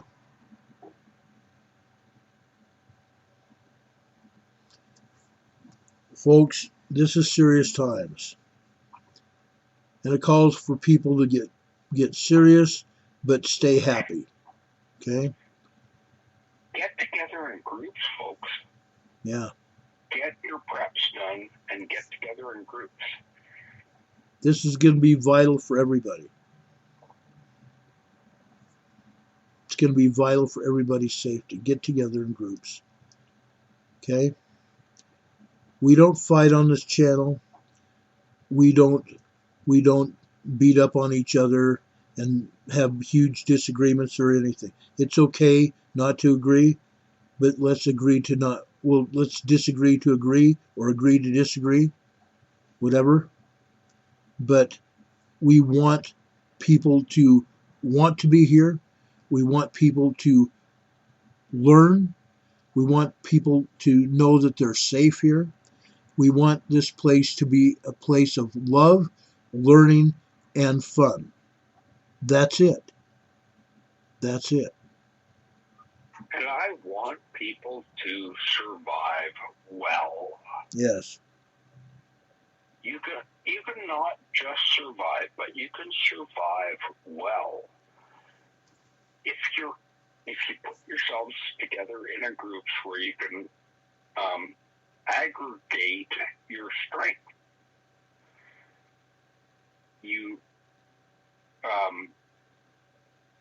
There is so much more benefit in having a small group if you're moving, a large group if you're staying in the right areas.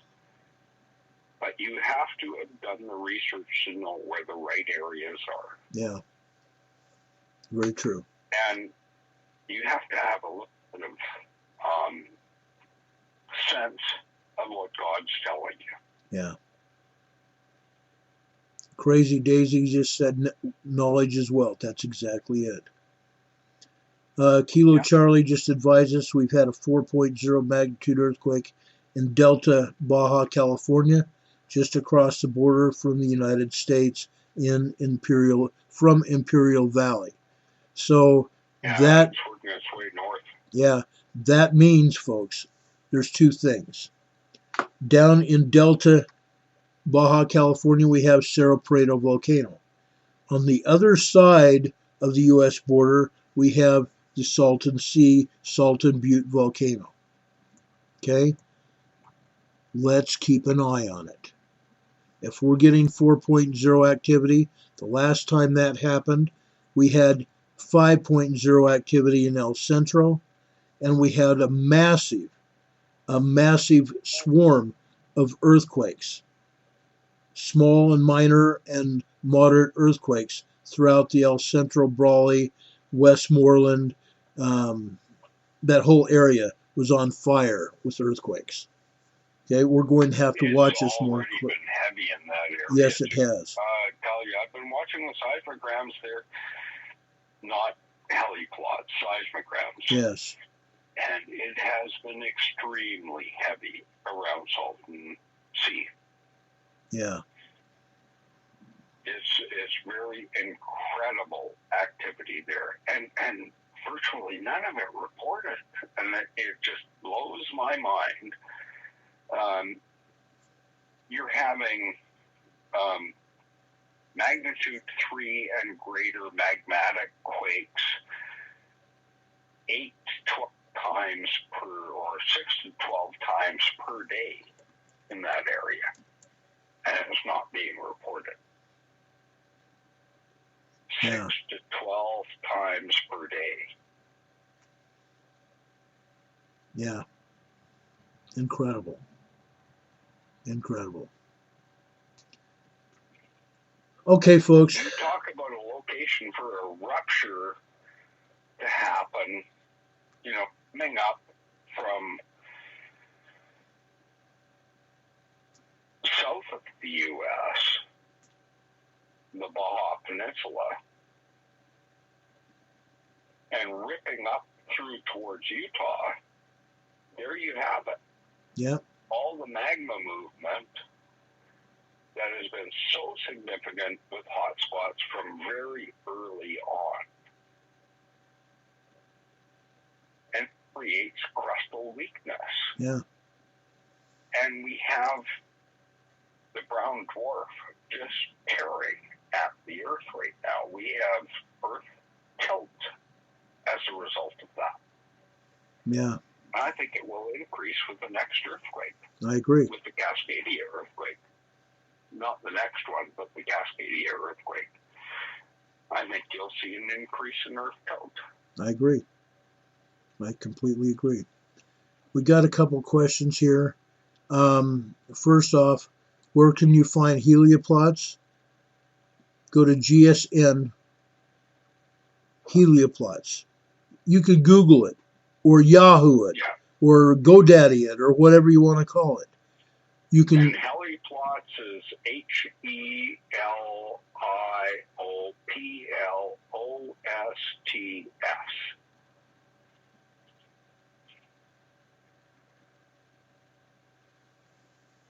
Don't make me sound that out, so what do they call that? Sound it out or spell it or whatever. Yeah. There's a phonetic alphabet. Yeah, oh yeah, phonetic. Yeah. You can do it. GSN helioplots or helioplots. Okay. No, just heliplots. Or heliplots. I'm sorry, heliplots. That's right. But anyway, you can find it. It's easy to find. Okay. Yeah. You can go to pnsm.org. Go to seismograms, hit maps, and you can pull up the seismograms for Cascadia. Okay? They're all over. The thing about heliplots is it's sound. Yes. Versus earthquake news. Yes.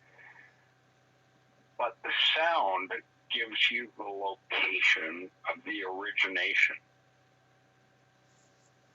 And that shows that what Ron and I have been talking about is originating with sound from the originating locations, which means these earthquakes, although there was massive activity, there was very significant activity in Puerto Rico before all of this, but the activation was done by man-made sequences of events as proven by sound.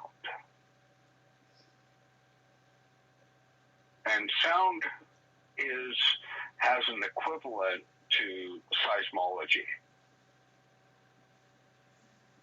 So seismograms and sound have equivalent relationships, but you have to understand them. Yeah.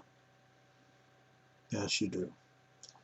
Someone But just that is not to mean that you can have a sound occurring under NC China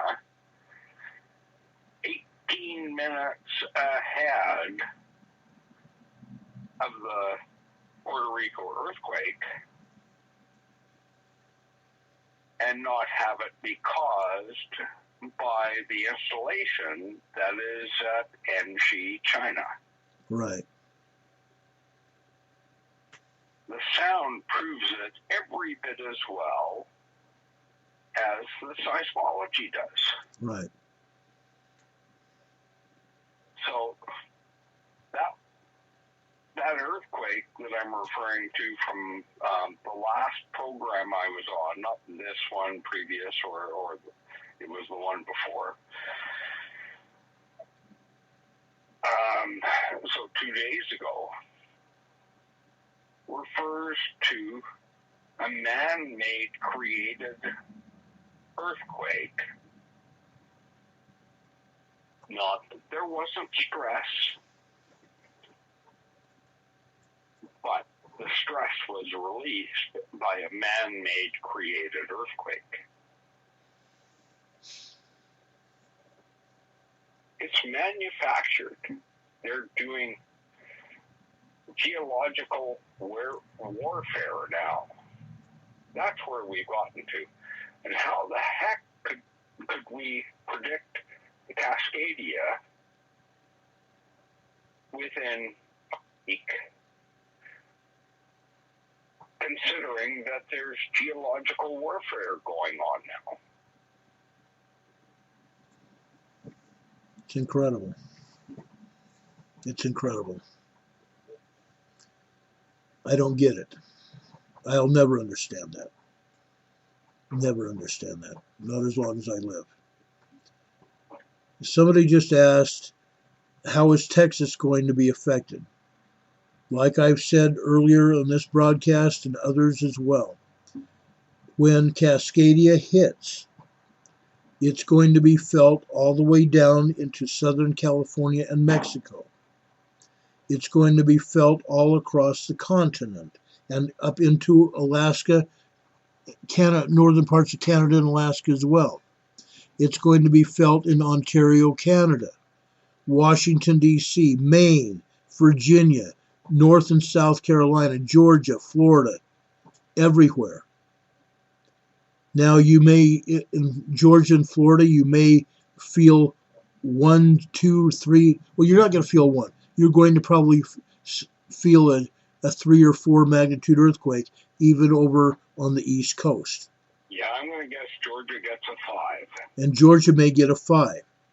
Texas, you guys may get a 6 or 7. And I'm just being honest with you. I'm guesstimating, but I'm going to say a 6 or 7. Okay? One of the reasons I'm saying that, you have hundreds of thousands of drill points for oil and gas, fracking. Okay? That's one of the biggest reasons you're going to feel it. That's one of the biggest reasons you're going to feel a 6 or 7 magnitude quake. The Cascadia is going to trigger the San Andreas. The San Andreas is finally going to open up and unlock. And all that power is going to go east and south and north. Promise. And because it involves offshore faults, it's going to be tremendous for California. Yeah. In a bad way. Yes. In the worst of the bad ways. Yes. And I'm so very sorry. But it increases the magnitude by the time it gets to Oregon. And then you have offshore faults beyond that. It keeps increasing as it goes south. Because there's radiating waves from the earthquake as it progresses. And they catch up with the rupture and amplify it. And I'm sorry, but California is going to absolutely going to get nailed. Yeah. Promise you guys that. Oklahoma is going to get nailed for the same reason Texas is going to get nailed. And Dutch renamed Oklahoma as the new New Madrid. True story. Fracklahoma. Yeah, Fracklahoma. It's going to happen, folks. It's going to happen.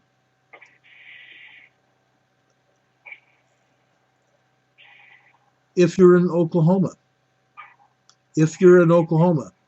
and this dear lady that talked about Oklahoma and preparing in Oklahoma, you need to be prepared everywhere, including Oklahoma, yeah, including Texas, including North Dakota, Minnesota, or as they say in Minnesota, Minnesota, Wisconsin, Michigan. By the way, what is up in Lake Superior? Another volcano. Fact. A large volcano in Lake Superior. Okay? And almost nobody knows about this super volcano in Manitoba. Yes, super volcano in Manitoba. It all could become active, guys. Please understand what is going on here. This doesn't just affect North America. You look at the volcanic and earthquake increase around the world, and you know there's going to be repercussions in Europe, in Africa, in the Eurasian continent. This is going to be much more than just the Cascadia. The Cascadia alone is enough to precipitate a tilt in the earth and rupture plates because of the brown dwarf. It's going to be so incredibly significant. That's why I put away a year of food for 12 people and added after that. Hopefully we have some vacationers. Yeah. This is going to be massive. Prepare while you can. I can't say that strongly enough. Prepare while you can. Put away enough dried food that it will carry you over to when we have enough sunshine to grow stuff again. This is important. I can't stress the importance of this enough. Lisa, you say you're really worried about Riverside, California area? I am too. Look at all the faults out there. Riverside is history. I've gone through the seismograms in Riverside, and it is done. I'm sorry. I'm so very sorry that I have to share this bad news. There is nowhere in California isn't done. But I have specifically looked at Riverside, California, and I know it's done. California is done. San Diego is done. It's done. Hilda is asking, are you safer on top of a mountain? I live in the Smokies. Hilda, you're probably safer in the Smokies than almost anywhere else over there. Yeah, at least you're away from the New Madrid. Yes, you can get shaken. You might feel some shaking from the New Madrid. You might feel some shaking from Cascadia. Smokies is probably a good place to be. I wish I was there with you. Honestly. I'm probably going to Eastern Arizona with Negotiator. Very seriously. Yeah. Okay? But honestly, do what you have to do to prepare for you, your family, and those that you care about. Please do it. Okay? Please do it. It's looking like a good time for a 2-week vacation for a whole bunch of people. Yeah. Yeah. The one good thing about the big quake is it's going to take out Hollywood. Awakened Spirit, you're absolutely right. It'll finally take out those people in Hollywood. And I think we know who we're talking about. Anyway, guys, we're now at we're at 4 hours. Guys, we can continue this on tomorrow. We can continue it on Monday when we have Terry back for sure. Who knows? He might be back tomorrow too. Folks. I just wanted to lessen Ron's workload tonight. Yeah. I had it backwards. Me too. And what do? I change it from a 2-hour broadcast to a 3-hour broadcast. Christian? Sorry, Ron. Yeah, no problem. Christian says, let's make it 5. We've already done that. We promised each other we wouldn't do that again. We did that one night. We did that one night. Folks, please. I really wanted to reduce your workload, Ron. And you have. We've had a great time tonight. We've talked about a lot of wonderful things. We have. We've talked about a lot of wonderful things. You know, and I wouldn't change it. I wouldn't change a thing. But the bottom line is prepare, safety, and love and service. Those 4 things. Those 4 things. That's what we're here for. Anyway, thank you, everybody. Thank you, everybody, for being here. God bless you, and do know that we love you. We do. We've now got more thumbs up than we had in the chat room earlier tonight. That's a wonderful thing. We still have 153 people in chat. That's awesome. That's so cool. Folks, we love you. We care about you. We ask the Lord to bless you in the strongest, most kind and loving words. Ask the Lord to bless you. We're going to end it here for the night. Thank you for being here. As Walter Cronkite would say, that's the way it is. Saturday, January 11th, 2019. For emergency. 2020. Excuse me. Yes, I'm sorry. I did it again. It is 2020. January 11th, 2020. I've got to remember that. Gosh, that's so funny. Hope you have a great night, folks. Be safe, be careful, and have fun. We'll see you tomorrow. Good night, all.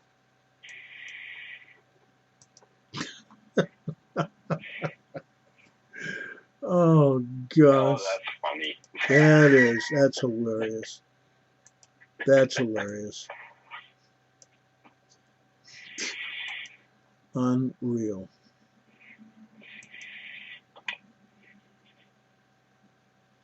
Unreal. It's 2019. I wish. Gosh, I've done that several times.